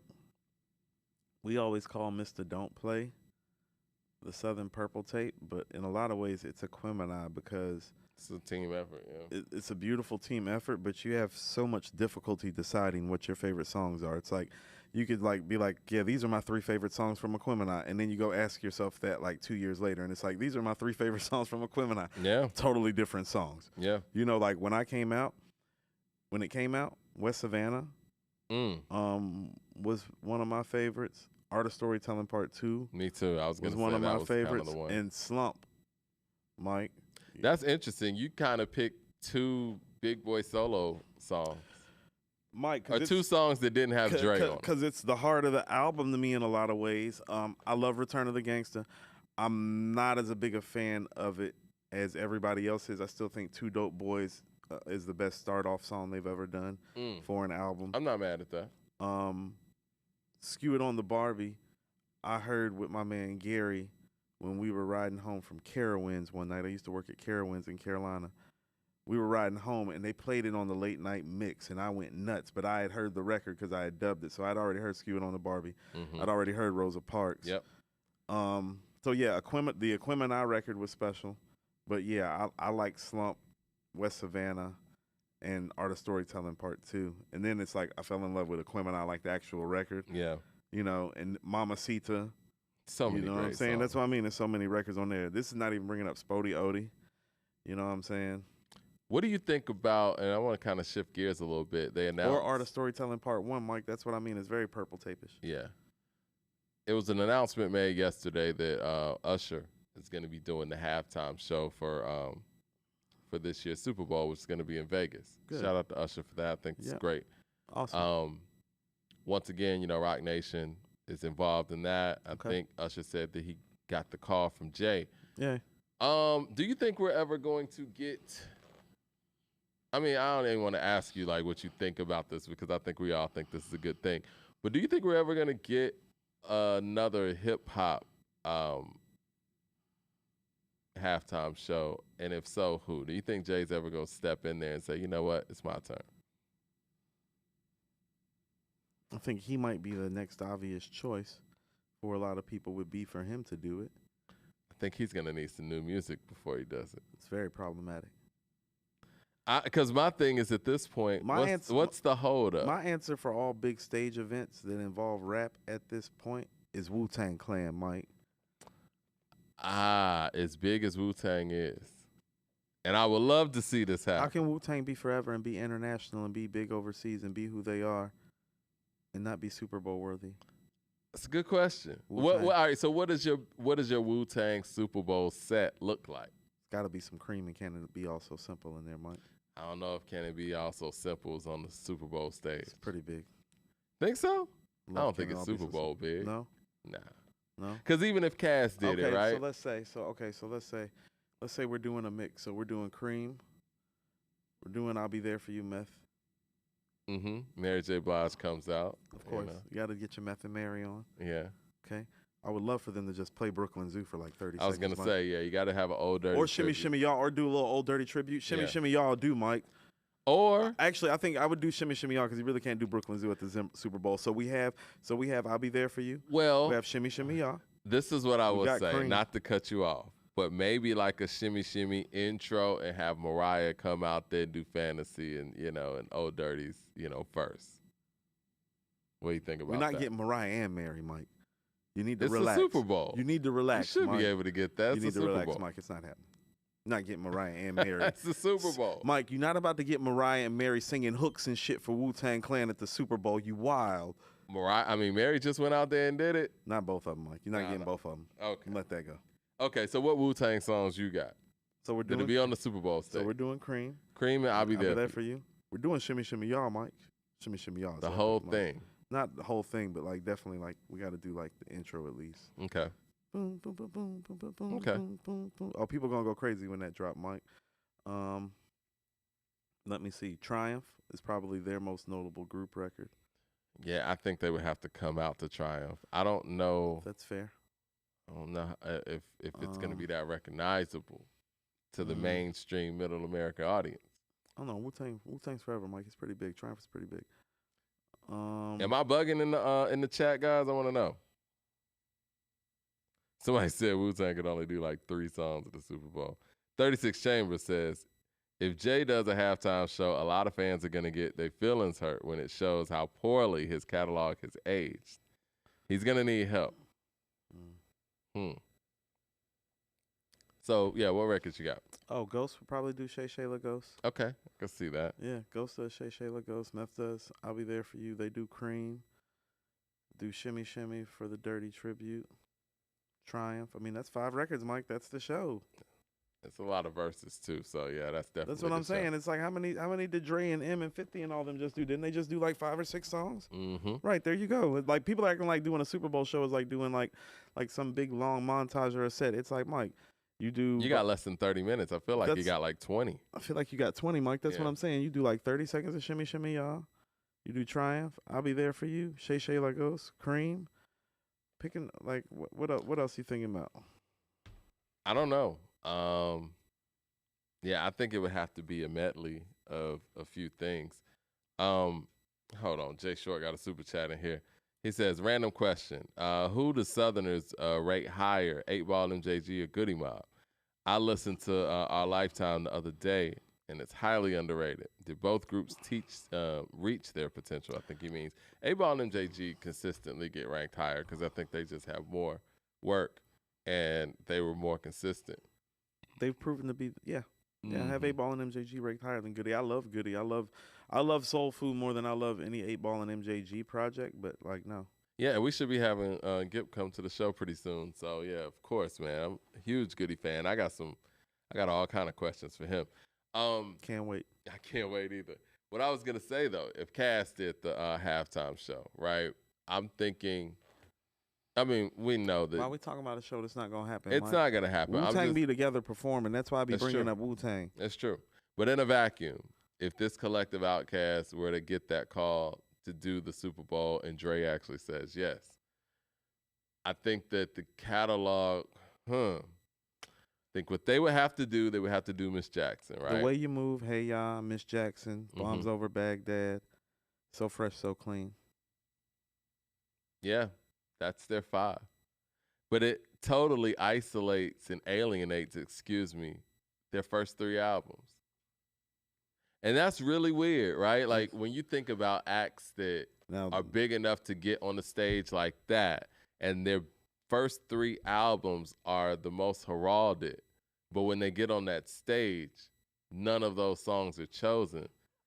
That's kind of weird, right? It speaks to the agility. Yeah. I think Maroon 5's kind of like that in a sense. I think that if they went out there, they turned into a whole different group. They did. The Moves Like Jagger Maroon 5 is not the songs about Jane Maroon 5. It's not. But if they got on a stage like that, they're probably going to do more of that Moves Like Jagger type shit. And that's not their best stuff. It's not. And so the people who were like... The people who were the songs about Jane fans are sitting there like, yeah, that's not the group that I like. That's them. You know? Right. That's my guys, but those ain't my guys. Right. So but that's the thing about it though. And once again, this is why Big Boy is so important. Well, Michael, the songs we just named, it's like no, So Fresh, So Clean is that shit. Mm-hmm. So is The Way You Move, and so it's not totally that feeling. I would like for them to close with So Fresh, So Clean. Because Big Boy still instills some of that feeling, even in the records. Like, look at it like this. Oh, you wouldn't want to see Bombs Over Baghdad live? Bums Over Baghdad's the closer, Mike. You think that's the closer? You think that's the opener. Shit.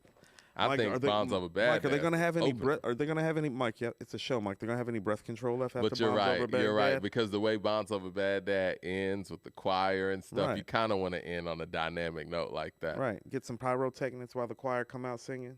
So if Jay-Z does it, which I feel like could happen one day, right? Since he is making these decisions, what 5 songs are going to be in the Rolodex? Like, is he going to need the help? Do you want to see solo Jay stuff or? Run This Town? Definite. New York State of Mind or Empire State of Mind? Empire State of Mind. Empire Maybe State of Mind. when is this? Hold on. When the Super Bowl gonna be in New York again? Is that what he's waiting on? Who knows? Okay, so Empire State of Mind's on the list, but you kind of got to be in New York for that to happen. Run This Town. Blueprint 3 Stadium flow. I don't need to say anything. Just say less, Mike. Just say less. Anybody who watches the show knows where I'm going here. I think actually, if I were starting off the show, I'd still start off with PSA. Yeah, got to do that one. Yeah, so PSA is getting played. Allow me to reintroduce myself. Yeah. Yeah, that's getting played. Dirt Off Your Shoulders. You think so? Over Big Pimpin'? It's a Super Bowl. Yeah. You know why? I think he's kind of distanced himself from Big Pimpin'. Yeah. Fuck him. Love him. Leave him. Because I don't fucking need I think Dirt Off Your Shoulders is the move because, you even had Obama out there, doing the Dirt Off Your Shoulders. You got to do the things that translate, Mike. It's a Super Bowl. And he's going to do Hard Knock Life. So, sounds like you got PSA, Dirt Off Your Shoulders, Hard Knock Life, Run This Town, Empire State of Mind. Yeah. And so PSA would be the only JJ record on there that I would love. Yeah. Yeah. Like, I'm not playing those other records like that. Jay Short with the Super Chat says, outside of Jay, the only other choices are Cass, 50, and Snoop. Snoop is still the most famous rapper in the world, has crossover appeal, and a catalog that spans generations and genres. I would have liked to have seen Snoop do that show himself, honestly. But I get it. It should have been his show. It should have really just been a Dre and Snoop show. I would have really enjoyed that too. But I think the fact that they added Mary in there lets you know that the Super Bowl is still kind of afraid of a full hip-hop show. You know what I mean? They need some R&B in there. They needed Eminem in there. It's like... I just wanted to hear Deep Cover on the big stage. Well, we're not going to get some bullshit. We're not going to get that. What other hip-hop acts could pull it off? You think Kendrick could pull it off? I think Kanye could pull it off, but whatever. I'm sure you agree with that. I mean... Ducking and dodging. No, we doing this. No, listen. You don't think Kanye could pull off a halftime show? Is Kanye going to show up for the halftime show? He might not. He might show up and say some wild shit. I'm about to say, what's the press going to be like before the actual Yeah, they're going to have show? like a whole minute delay on his shit. What are the requests and the demands about to be like for the Kanye Super Bowl show, Mike? Who else could do it? Who's got to produce and engineer this stuff? Because that's the person we should be concerned with. Whoever's going to produce the show, got to get them a therapist to deal with Kanye. Then there's Kanye's therapist. I think the sound will actually come off great, though. Who else do you think could pull off a Super Bowl halftime in hip hop? Because we got Snoop, we got Ye. I think Cass could pull it off. 50 Jay could pull it off. 50 could pull it off. You know what? He got enough songs on this album alone to pull it off. You don't think that his content's too aggressive? No, because he can do Disco Inferno. He can do I Get Money. He can do In the Club. And he can do 21 Questions. Right. And none of that is really, aggressive, threatening, bulletproof fitty. Yeah. What about Kendrick? What about him? You don't think he could do a Super Bowl halftime show? Did I say his name? I think he could. With what? I think he could roll with All Right. All Right. I think he could roll with My Vibe. Just don't kill my vibe. I don't know if that's going to play during the Super Bowl. I think they would edit it. Yeah, I don't know if it would be. You know what? Fuck it. Drake. Oh, Drake can do a Super Bowl. Yeah. Future can do the Super Bowl. Yeah. Yeah. Yeah, Drake needs to do the Super Bowl. How about Drake and Future do the Super Bowl together? We get a little Jump Man. How about this? It starts off with Jump Man. Then it goes into March Madness. Then it goes into 0 to 100, Mike. We're going to keep it thuggish and ruggish even with our pop stars at the Super Bowl. Y'all heard what I don't know if you've been following what Simba said. The artist Simba? Huh? The artist? Mm-hmm. they were asking him about, Eminem and all this stuff, and he was like, it takes more to being a great lyricist than just saying a bunch of words. And listen, man, when I see stuff like that, I feel like a proud dad, man, because it's like people used to be scared to talk like that, and now people can be honest about what they really feel in ways that they couldn't be 10 years ago. Mike, let me ask you something. Mm-hmm. How many rappers from Atlanta all time are better than Eminem to you? You asking? Hold on. This is about to get fun. Objectively. CJ Kid with the super chat says, "What Not if Nas personally, got a objectively. Super Bowl call?" Said, "What if Nas got a Super Bowl call? Which songs are getting played?" We'll get into that. Okay. Now, if I want to just sit here and be objective, I think T.I.'s better. I'll give you that. I agree. I think Big Boy's better. I agree. Are we talking about in a vacuum, or are we talking about catalog to... Talking about everything. Yeah, because I can't really say like, I like Sean Paul from the Youngbloods more than Eminem. He's not better. Yeah, I can't say that Andre has the solo catalog to really even be viable to, have a conversation. Very problematic. I'd be a hypocrite. I think CeeLo's better. Trace. In my personal opinion, I think Killer Mike's better, but, people didn't feel that way. I wouldn't be, distraught. No, that's not true. That's just not true. I think Ludacris is better. What do you think about that? It's not true. Really? It's not. M's actually a better content writer than Luda, Mike, and he's definitely a better lyricist. Is he a better hit maker?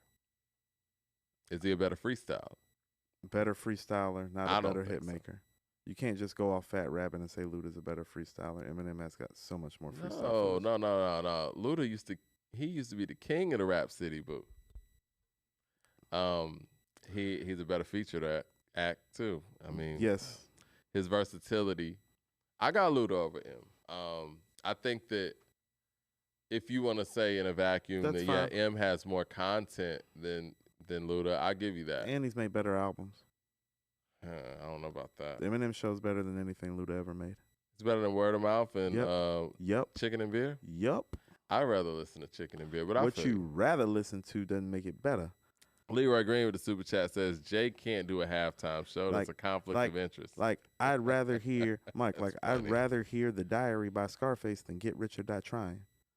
That don't make The Diary better than Get Rich or Die Trying. I think Luda's better. I think Saha's better, but I can't, prove it. You know Mike, what I mean? So this is my thing. You take issue with this man, but you can't even really come up with a handful of rappers from our own city that are even better than this man. We have so many other rappers who are worse than him. Like, so many. But no. So many. This is starting more right, so starting right here. This is more so about him being considered a top 5, top 10 guy. Right. So that's all. But he's a guy is what I keep trying to tell you, because that's why I was like, think about the rappers that have come from Atlanta. I was like, well, tell me who's better than him. It's like, oh, well, you can't name a lot of people, can you? But most people. And this is a hotbed. We are officially like hip hop is 50. Mm-hmm. Atlanta's one of the core hotbeds. It's like if you were picking 5 hip hop places, we would be one of them. Yeah. And so he would arguably be top 5 in this city. That would make him one of the greatest MCs of all time. So if you're top 5 in Atlanta, you're one of the greatest MCs of all time. I think our top 5 are all great MCs. Yes, can be considered. Because the 5 in most people is going to be Andre, Big Boy, CeeLo, T.I. But I disqualified maybe Luda. Andre. You disqualified Andre. The people don't, the people don't, though. Well, yeah, Andre's above M in my opinion. So Andre, CeeLo, Big Boy, T.I. And then probably M would be it. It's like, yeah, no, those other 4 guys, are they all-time great MCs? They sure as hell are. 36 Chambers with the super chat says, Mike be having dudes on my block who rap over M. Can't take anything M seriously coming from Mike. No way to be objective. Mike be like that dude I used to rap with in 5th grade. He got M. No, I'm trying to be fair. No studio time. I'm trying to be fair here. I mean, you want to base it on the work that's been done, but I mean, if you ask me, I'd much rather listen to 50 over M. Every day. I do listen to 50 over M. What are you talking about? I think 50's a better MC than M. I do too. So, It is what it is. Now, if you put 50 But look in at what Atlanta, you just did. You talking about? yeah. Okay. But nobody ever puts 50 in like their top whatever because, you know, he don't do the lyrical miracle shit, but he connects. You want to talk about somebody that connects? How about this? 50 connect. He does, Mike. Okay. Again, name the rappers down here better than 50. Oh, see, now that one's hard. Right. That one's hard. Because when I said that, I was like, well, I can't tell you that Big Boy is just better. I can't just tell you that T.I. is just better. T.I.'s the only conversation. Correct. In my opinion, off the top of my head. Off the top. Right. So 50. Based on the resume so and 50, based on, so 50 different. Yeah, 50 is different. 50's a different animal. He is. Right. I got to give 50 credit. Very Biggie-ish. A lot of Biggie-like things going on. I think 50's such a hustler, man. Like, the hook game is stellar. Oh, yeah. When he found out that there wasn't really any money in the music industry like it was at a certain point, he pivoted. Like, I'm out. Yeah, he pivoted. He's like, like, yeah, I'm not gonna keep doing this shit. I'm not doing this no more.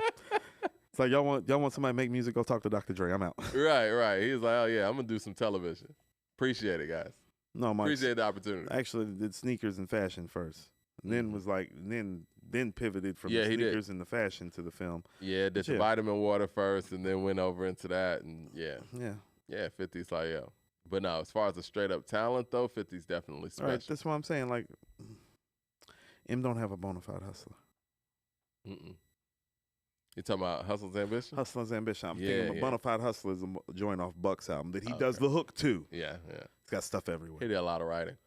It's a great writer. Speaking of writing, and I'm gonna address that super chat from CJ Kidd in a second about Nas doing the Super Bowl and what songs would be played. You hear that? I think Jack Harlow won Songwriter of the Year for the third time in a row. So, congrats to him. Yeah. Songwriter of the Year. See, you need to leave him alone. Right now, you need to leave him alone. Oh, M won everything, too.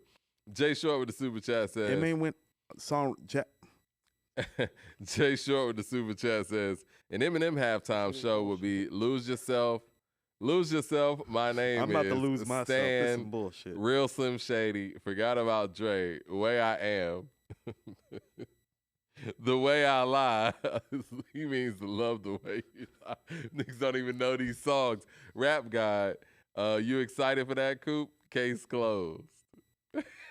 I don't like your tone, Jay Short. I don't like your tone at all, brother. Oh, God. All right. So if Nas was to do a halftime show at the Super Bowl, I would like for him to come out the halftime. He should come out the halftime. It's a halftime show. Yeah. It should at least play. Yeah.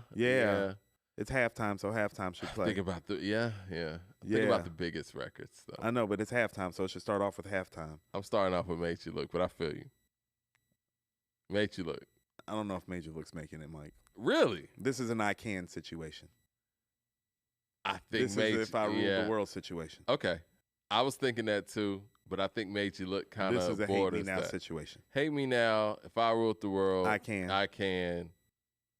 The intro music to halftime. What about it's halftime? Yeah, I can see that. What about Bridging the Gap? I was actually thinking, Mike, you would want to do something current too. Ultra Black. I was actually thinking 30. Okay. I was thinking Ultra Black Stadium Flow on 30 is crazy. I could see that. And they're playing that in like the NBA was playing that, so I could see that. 30's crazy live. Huh. No, Can't Forget About You. Might post it live on YouTube today. It's a little too delicate, Mike. Yeah, with Cassette Michelle. It's a little too delicate. Mr. J. Davis with the super chat says, y'all should dedicate a whole show to M and Kanye. Let's get it all out of your system. Sure. Who is this? Who said that? Mr. J. Davis. We need to block him. He doesn't need to talk anymore. We're not doing that. Cut his water off. Z, cut his water off. Yeah, but I think that's an interesting lineup though, because Nas got stuff all over the board. But you're right. I think this is more of a I Can, Hate Me Now type of situation. What did he do at the Grammys when he did his medley there? Did I Can? You don't like I Can, huh? I can tell by your tone. It's great for the kids. I Can was a big record. It's great they for used the to kids. play that at Dave & Buster's all the time. I remember. Yeah, I remember that. So unfortunate. Got so damn tired of that video. But you know, shit is terrible. A song like that's necessary though. No, You thought it was a terrible song? It's I don't not think terrible. it's terrible. I liked it like the first 3 times I heard it. What about that last verse? Last verse is stellar. Yeah, it's very You Must Learn-ish. It is his version of You Must Learn. Mm-hmm.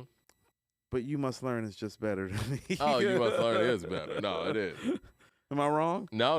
You Must Learn is better. And doesn't it feel more like rooted in hip hop than I Can't? I don't know. It's just, You Must Learn is lethal. How about this? You want to know what it was? It was the fact that like it's the vibes that Made You Look, and then having the transition from Made You Look to I Can. It's like you just made You Look. Yeah. Anime Bros podcast with the super chat says 50 last albums sold 48,000 the first week. Back when we were still buying CDs. People don't want to listen to that boy anymore. Facts. He was forced to pivot. Damn, tell him how you really feel. Well, let's speak about this. Well, it's not a sequel. Pray for Paris. I guess the second edition. What are they calling it? I'm sorry. And then You Pray for Me. And Then You Pray for Me. Westside Gunn dropping Friday the 13th, October 13th. My man Offset's dropping that same day too. I'm actually looking forward to Offset's effort too. I know you are. Yeah. He's doing some superstar shit, man. Got the Michael Jackson thing going on. Except for he's not making superstar songs. The part that matters the most. I like the fan song. You don't like that song? It's good, Mike. It's not superstar. Like it's not superstar stuff. The choreography is. You know, before we get, I want to say this. Before we get into, the only time we should be talking about a rapper and how much the dance matters is Kane, because we know Kane can already rap his ass off. Well, next, I like the entertainment value of it. I think that the reason why you can rap well first, in my personal opinion, I think Michael Jackson's music has legs for a lot of reasons. Because it connects. But I think his choreography connects too. Because you got little kids that are Michael Jackson fans, and sonically, this stuff is from different eras, right? Michael Jackson's choreography does not connect in the way that you're talking about connecting. You need to be careful about that. It connects on a level of what you aspire to be. Well, of course. Not on some shit that you can do. Well, and that's what I'm saying. Like, when people want to learn it, you know what I mean? And right. I think that's called aspiration. And admiration. That keeps the music around. That keeps you replaying the music because that's admiration, though. You see Mike move, and you're like, how can I do that? Yeah. Ain't nobody saying that about no Offset. No, that's not what I'm saying. I'm just saying that dance moves actually add to the legs of a record. They can. It does. Like the choreography on Janet's stuff. It does. But if your choreography is better than your rapping, you know we have a problem if you are a rapper. I don't have a problem with Offset's rapping. I think he's doing his thing. Shout out to Kane. Have you seen the Drink Champs? Have you seen Kane's Drink Champs? I haven't finished the whole thing, but we need to talk about that. We do. It's a lot of stuff in there. It's a lot in there. Black Wealth and Power with the Super Chat says Eminem is a top 5 MC to most non-black people. That matters because black people are not long the number one consumer of the culture and haven't been for some time. Okay. Mad Max with the Super Chat says, we're not doing this. I can slander if you're my age and you grew up with I can't let y'all diss that song and go pick another Nas record because I can sanction. All right. Westside Gunn. I know I can. Westside Gunn. Be what I want to be. This is who we got on the album. Let me open this up real quick. It says starring J.I.D., Conway the Machine, DJ Drama, Rick Ross, RZA, Benny the Butcher, Ty Dolla $ign, is it Sonara Son? Denzel Curry. You got DJ Bennett, Peasy, Boldy James, Jeezy, Conductor Williams, A.A. Rashad, ESTG, Tay Keith, Swamp Izzo, Stove God Cooks, Gigs, Mr. Green, Cartier A. Williams. Let's see, we got Rome Street, Sly Green, ST Knack, Junior Swift, Forever Rollin', Brother Tom, SOS. We got Danny LaFleur, Fly God Jr. It's a lot of people, man. Trapaholics, Beat Butcher, Eastside Flip, DJ Holiday, Derringer. What do you think about what you saw here? 17 tracks. 17 tracks. About 17 tracks. Album of the year. contender. You know what made me excited about this? Like, truthfully, What's up? outside of cheat codes, really, I don't think Nas and Hit been getting any run the last couple years out of guys. And so this made me excited. It's like, yes, give these niggas some run. Yeah. Like, give me some real, like, threat to the album of the year, like, status. Because the reality of the matter is, Mike, like, and this is objectively speaking, it's like the greatest projects that we've heard in the last 2 years have been Magic 3, KD 3, Magic, KD 2. Cheat codes. Mm-hmm. Maybe Soul sold separately. Yep. Right? Yep. So 4 of the best 6 projects we've got the last 2 years has come from this one MC producer combo.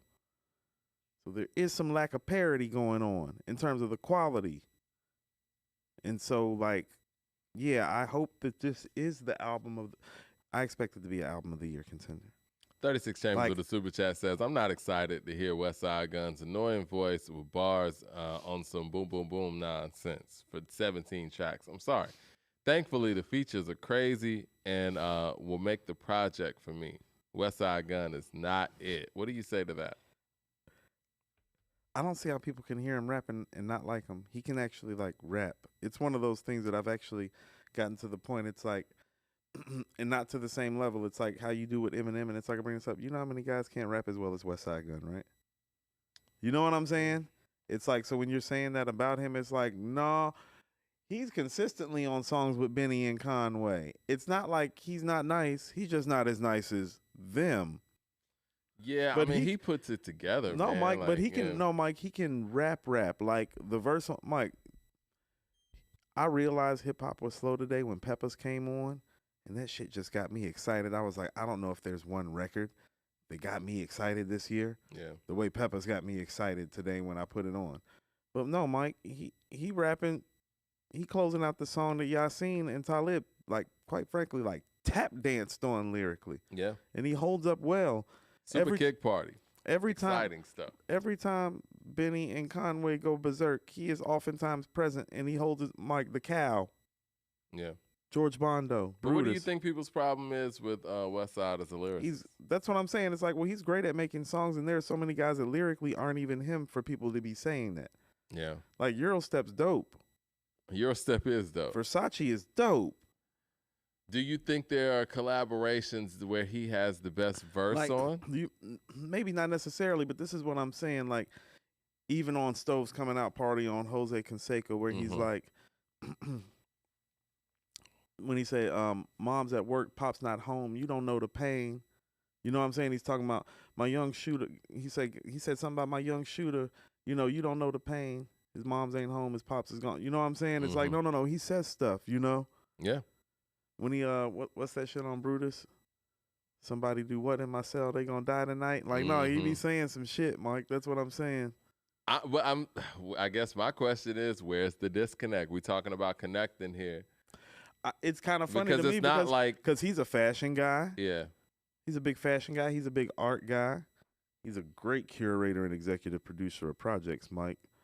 You know, we even had a conversation briefly. It's like, has he taken Rick Ross's place as the best beat picker?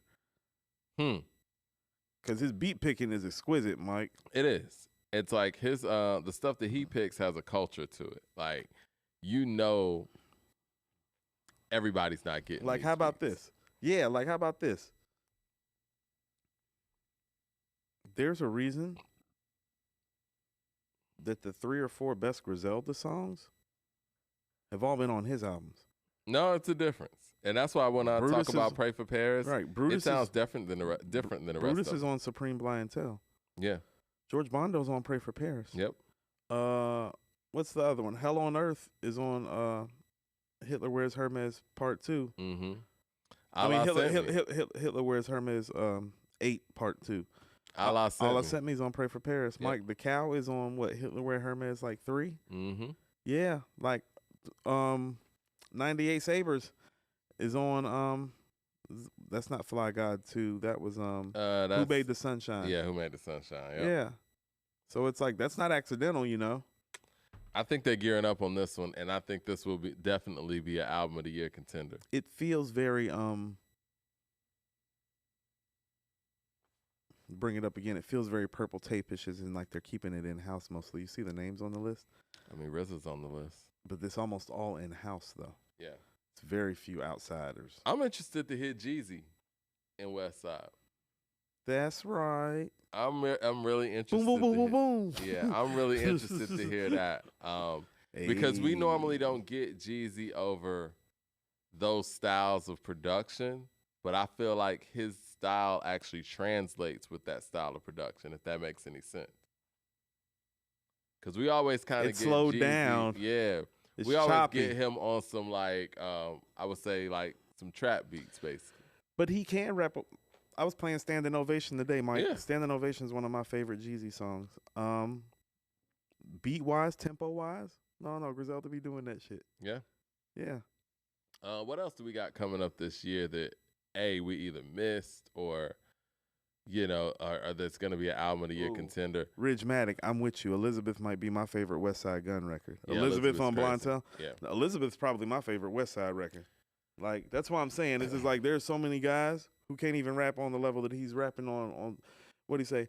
OG just came home, been locked up, says Reagan. Allah got a better plan for you. Be patient. Mom Duke struggling. You know I can't have that. No, Westside Gunn can rap.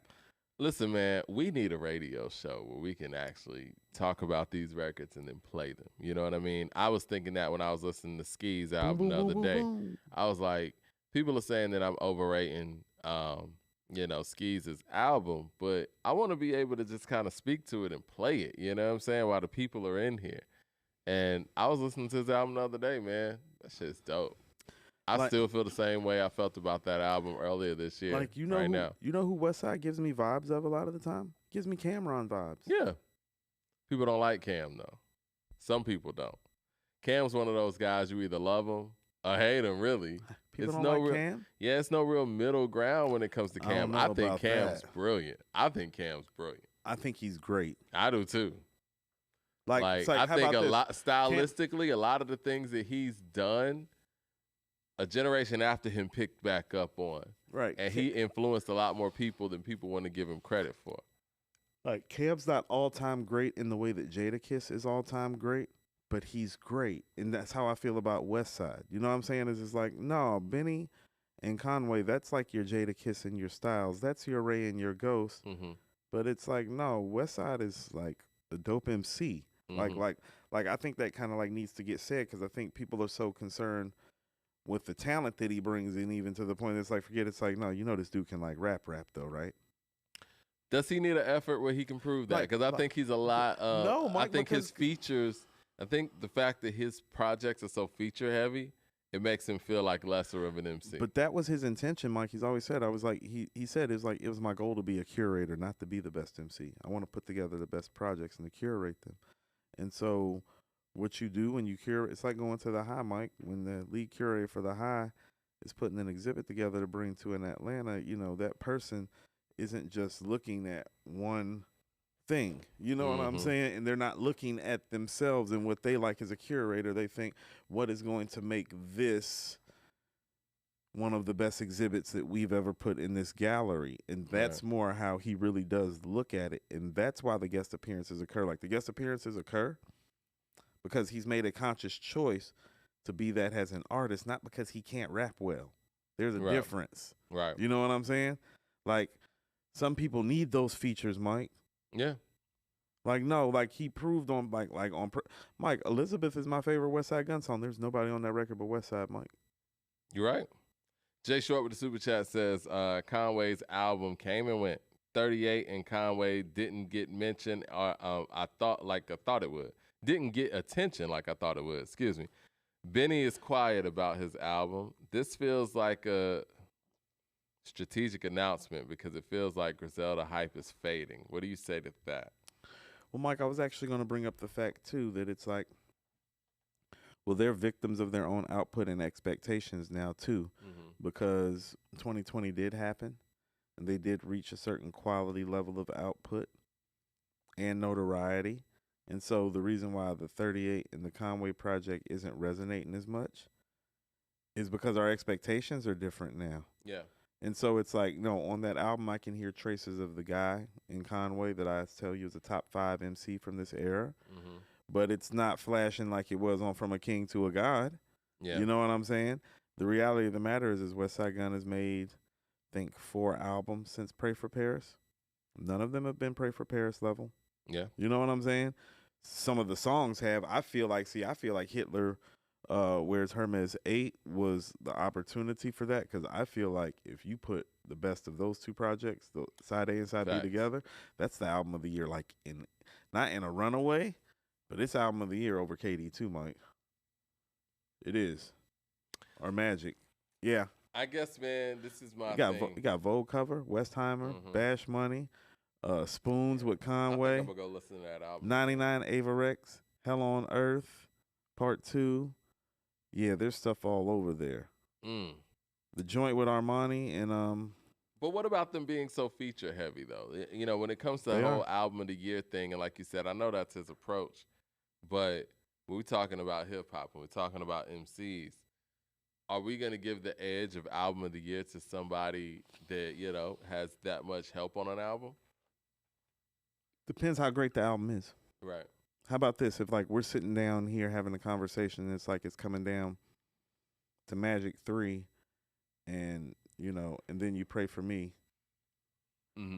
If we're like parsing it out, it's like, no, that's gonna be one of those things from the parts that we're gonna have to point out. It's like, well, this album is great, and the only feature on there says Lil Wayne, and Lil Wayne showed his ass on that feature, his entire ass on that feature. It's like, no. Check the Magic 3. Yeah. But you know, that doesn't mean that he can't cover some things. Like, I'll tell you this, as impressed as I've been with Hit Boys and Hit Boys production, the way Westside Gunn chooses beats and puts together an album, he can give Hit Boy a run. No, that's you know real. what I'm saying? So it's like, production-wise, I feel like he can do something comparable.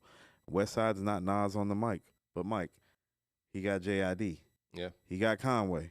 I'm interested to He hear got JID Benny. over this production. He got Stove. He was on Scatterbrain with Luda, and no, he can do this. No, but I think they were going for a different approach there. I don't see Westside stuff sounding like Scatterbrain did. Right. You know what I mean? I can see that. But it's like, it's not like he doesn't have upper echelon lyricists step into the plate on this album to provide you with that quote unquote lyrical content. I mean, he did Peppers. It's right. It's probably going to come down to subject matter, Mike. Yeah. Because I would not be surprised if the beats are better on this album than the beats on Magic 3. And that's saying a lot. Yeah. But that's what I think of Westside. I think so much of them that's the part that excites me. It's like, oh, finally, these guys are getting some run, because they just been running away with shit for the last 2 years, too, low-key. 36 Chambers with the super chat says, Westside Gunn is in the studio for hours making gun noises and a serious expression, and no one is checking him. No one has checked him to let him know that he's not a child anymore. Damn, 36. Boom, boom, boom. 36 says, I'm excited for the project. Hating aside. You sound like a hater. Doot, doot, doot. Okay, before we get out of here, man, let's see. Is there anything else that we missed? What did we miss? Lost Tapes anniversary. There is a Lost Tapes anniversary. What should we say about the Lost Tapes? My favorite song's Do Rag. Ditto. That's probably a top 10 Nas song for me. It's still a top 5 Nas album, Mike. As much as I love all this other stuff, Do Rags. I like Drunk by Myself a lot. My Way. You Gotta Love It. No Blaze of Ideas 50. Original. No Ideas Original. Yeah, Blaze of 50. Purple. Up there for me too. That's what I mean. Like no, Mike. Just like listen to the songs. It's like, no, that's some of his best stuff. This is the stuff they didn't release. Listen to what I'm saying. Sounds like sabotage to me. You might be the greatest MC of all time if one of your top 5 albums was stuff that wasn't meant to be released, and you still put it out, and it sounds better than everybody else's stuff, and sounds like some of your best stuff. Think about this, Mike. Fetus is an afterthought on here. That's one of his best stories and conceptual thoughts.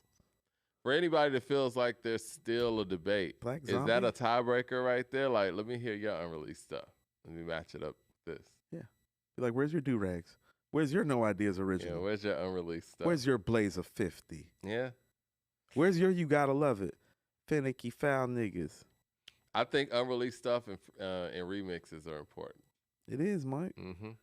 Like it's that extended work. Soundtrack stuff is important too. Like how about this, Mike? just like Ether is a thing, no, saying Lost Tapes is a thing. It wasn't a thing until he made the Lost Tapes. Yeah. We never talked about reverencing somebody's unreleased or unearthed material in hip hop till the Lost Tapes, because the Lost Tapes was that good that it was like, oh shit, this is what he's been holding. This is what they've been holding. Haters. Right. And again, I hope we still get that I Am original package. I mean, I want to speak that into existence. I don't know if you have any inside information there, but I think that would be to me, icing on the cake with all of the stuff that's been going on. I thought it would have happened this. Hold on. Next year is the 25-year anniversary, so if it's going to happen, it's going to happen next year in April. 25 next year? Yeah. I Am that was 99? I Am turns 25 next year. Yeah. Wow. Yeah, we old. We graduated high school that year. I wasn't a big fan of I Am like that. Because it's not like that. When it came out, I loved the high moments because it's Nas, and that's my era. Great. You know what I mean? And this was the first Nas album that came out in my high school years, so we was already hyped about it. But when I go back and listen to I Am, it's like there's a lot of missteps there, but that's because of, what happened. Yeah. Well, also, too, how about this? I Am is his commercial album. Yeah. Not It Was Written. No, that's real. But again, I think that's a album. timing thing, too, because the game had gotten even more commercialized. Right. No, you had to make, I felt like he did a record with DMX because he had to, not because it happened the way that it should. And I think they would have, but, yeah, he kind of had to, you know? Yeah. I think Favor for Scarface was to help the fact that Blaze of 50 got leaked. You know what I'm saying?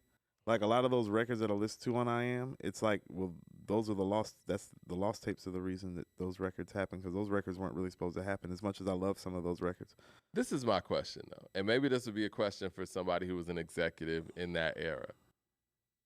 If something got bootlegged, especially before the internet came around, why don't you just put it on the album anyway? Like, you know what I mean? Like, how much is that really going to affect your overall sales if somebody's bootlegging some shit in New York, right?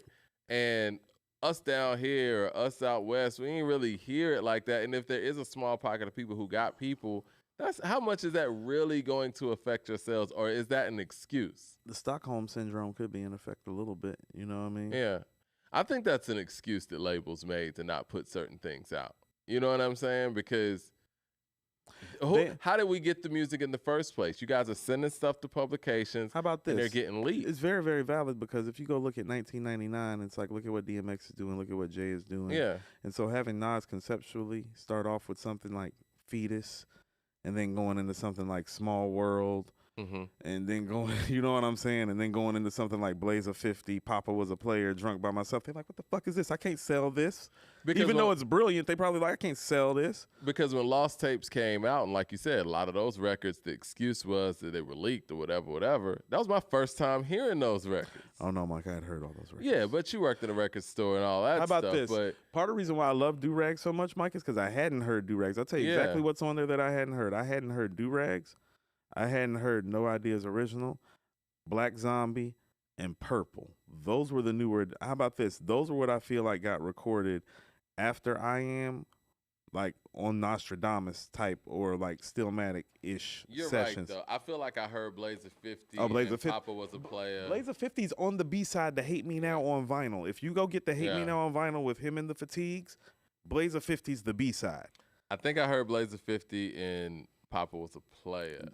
Or Fetus, I think. Fetus, Papa Was a Player, Drunk by Myself, Blaze of 50, You Gotta Love It. We're all on the version of I Am that I heard, if I'm not mistaken. And my thing is, like, album songs shouldn't affect your sales in that way. Black Zombie? It's like, it almost feels like sabotage, where it's like, okay, you're giving an excuse to why this quality song's not on this album, but we're going to put this other song on here that might not be that level of quality to kind of sabotage your album. Like, for me personally, Mike, it's like, I mean, I think the Lost Tapes is better than Stillmatic.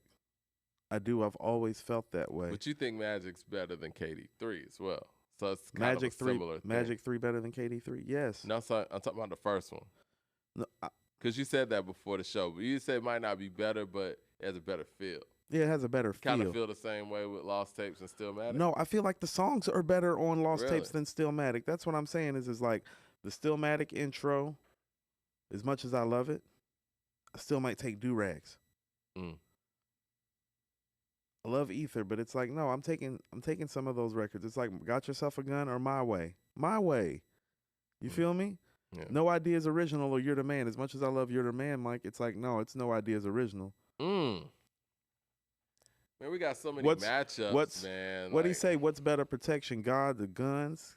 Can't decide. That's a hard one. That shit ain't going on You're the Man. Like, that's what I'm saying. Like, No Ideas Original. He's crazy on there. What are y'all thinking there? Stillmatic or the Lost Tapes? I mean, Rewind's better than Blaze of 50, but it's not more entertaining than Blaze of 50. You'll probably play Blaze of 50 before you'll play Rewind.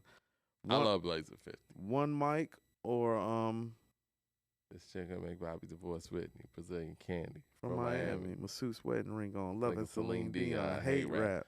Tell me what she keep K-Cat. She's a part-time dancer, part-time romancer. Tries to be a mother when she gets a chance to. Left a husband alone to raise a son. He's in Pampers. Model for a year. Got a bachelor's degree. 33 recovering from plastic surgery. Went from 34 B to 36 double D. Met her in San Diego at the Super Bowl party. Had the Henny. We flicked it up for Terrell Davis, MVP. Yeah, he's wild on there, Mike. That's what I'm saying. How about this? Like, What Goes Around, in my opinion, is the best song of both albums. It's poison. But in the end, the Lost Tapes doesn't have a gap, Mike. All the songs on there are great. Stillmatic's not like that, Mike. Like, not people argue about Got Yourself a Gun. I don't like it. I'm gonna be perfectly honest. Or Smoking. Not a big fan of that record either. Right. Yeah. Braveheart Party is still on the original version. It is. That Rule song with A. Marie. That song's cool. It's cool, Mike. It's every song on the Lost Tapes is better than the records that I just named, though, and that's the problem. But I think that Stillmatic might get the highlights. Yeah, the Stillmatic intro, Rewind, What Goes Around. It's like, no. The awe-inspiring moments all lie on Stillmatic outside of No Ideas Original and Blaze of 50, but the consistent greatness of the Lost Tapes is kind of, very Magic 3 in the sense to me, in the sense that it's like, no, in the end, song to song to song to song. Like, Papa Was a Player is one of the weaker songs on there, Mike. And that's crazy. That's crazy. It's a great record. Think about this, Drunk by Myself or One Mic. That's One Mic. Are you sure? Mm-hmm. I like Drunk by Myself I tell you, because as a writer and as an MC, he's better on Drunk by Myself than he is on One Mic. I think One Mic's the better song, but I might listen to Drunk by Myself. How about this? And how about this? This goes back to the artist thing too. That's Nas on the Lost Tapes. Mm-hmm. You know what I'm saying? It's like the guy on Stillmatic is Nas Escobar, Nasty. You know what I'm saying? It's just like, no. He just one dude on. But that's more versatility. Like, that's what I mean, though. But you get Nas on the Lost Tapes. You get Fetus, Drunk by Myself, Papa Was a Player, Black Zombie, No Ideas Original, Do-Rags. That's Nas. I think people are saying Stillmatic. But yeah, man, we can go ahead and get up out of here, man. Have you seen this Fever video yet? I haven't seen the Fever video. We got to check that out. We'll talk about it on Wednesday. Yeah, we'll talk about that Wednesday. We'll talk about Kane Wednesday. I'm sure that there's going to be some other updates that, you know what I'm saying, we can speak about on Wednesday. And again, prayers up to Crazy Bone. Yeah, I'm about to reach out and, see if I can get some information on that too, because, it sounds very concerning, you know what I'm saying? Yeah. And you never want to hear anybody anytime you got to run it down twice. Yeah. Yeah, so, once I got that news, talking to my mans last night, I was like, fuck, man, couldn't even really sleep. And I don't even know Crazy like that, but I know some of his people, so. You want to know what? Stillmatic feels better than the Lost Tapes because it feels triumphant. Mm-hmm. You know what I'm saying? Yeah. So Stillmatic does have a better feel. Like, there's not a record like The Flyest on the Lost Tapes where you're like, oh. What does it feel when it comes to Ether? You know what I'm saying? Like, Ether, it gets you into the album. Right. It's game time. Starts off with a Tupac sample. Yeah. All right. Well, shout out to everybody in there. Appreciate y'all joining us. And we're going to speak to y'all on Wednesday. And, Mike D. Coop, A2HH Live. We out of here. Like and subscribe. All of that stuff. Hit the bell icon. You already know what it is.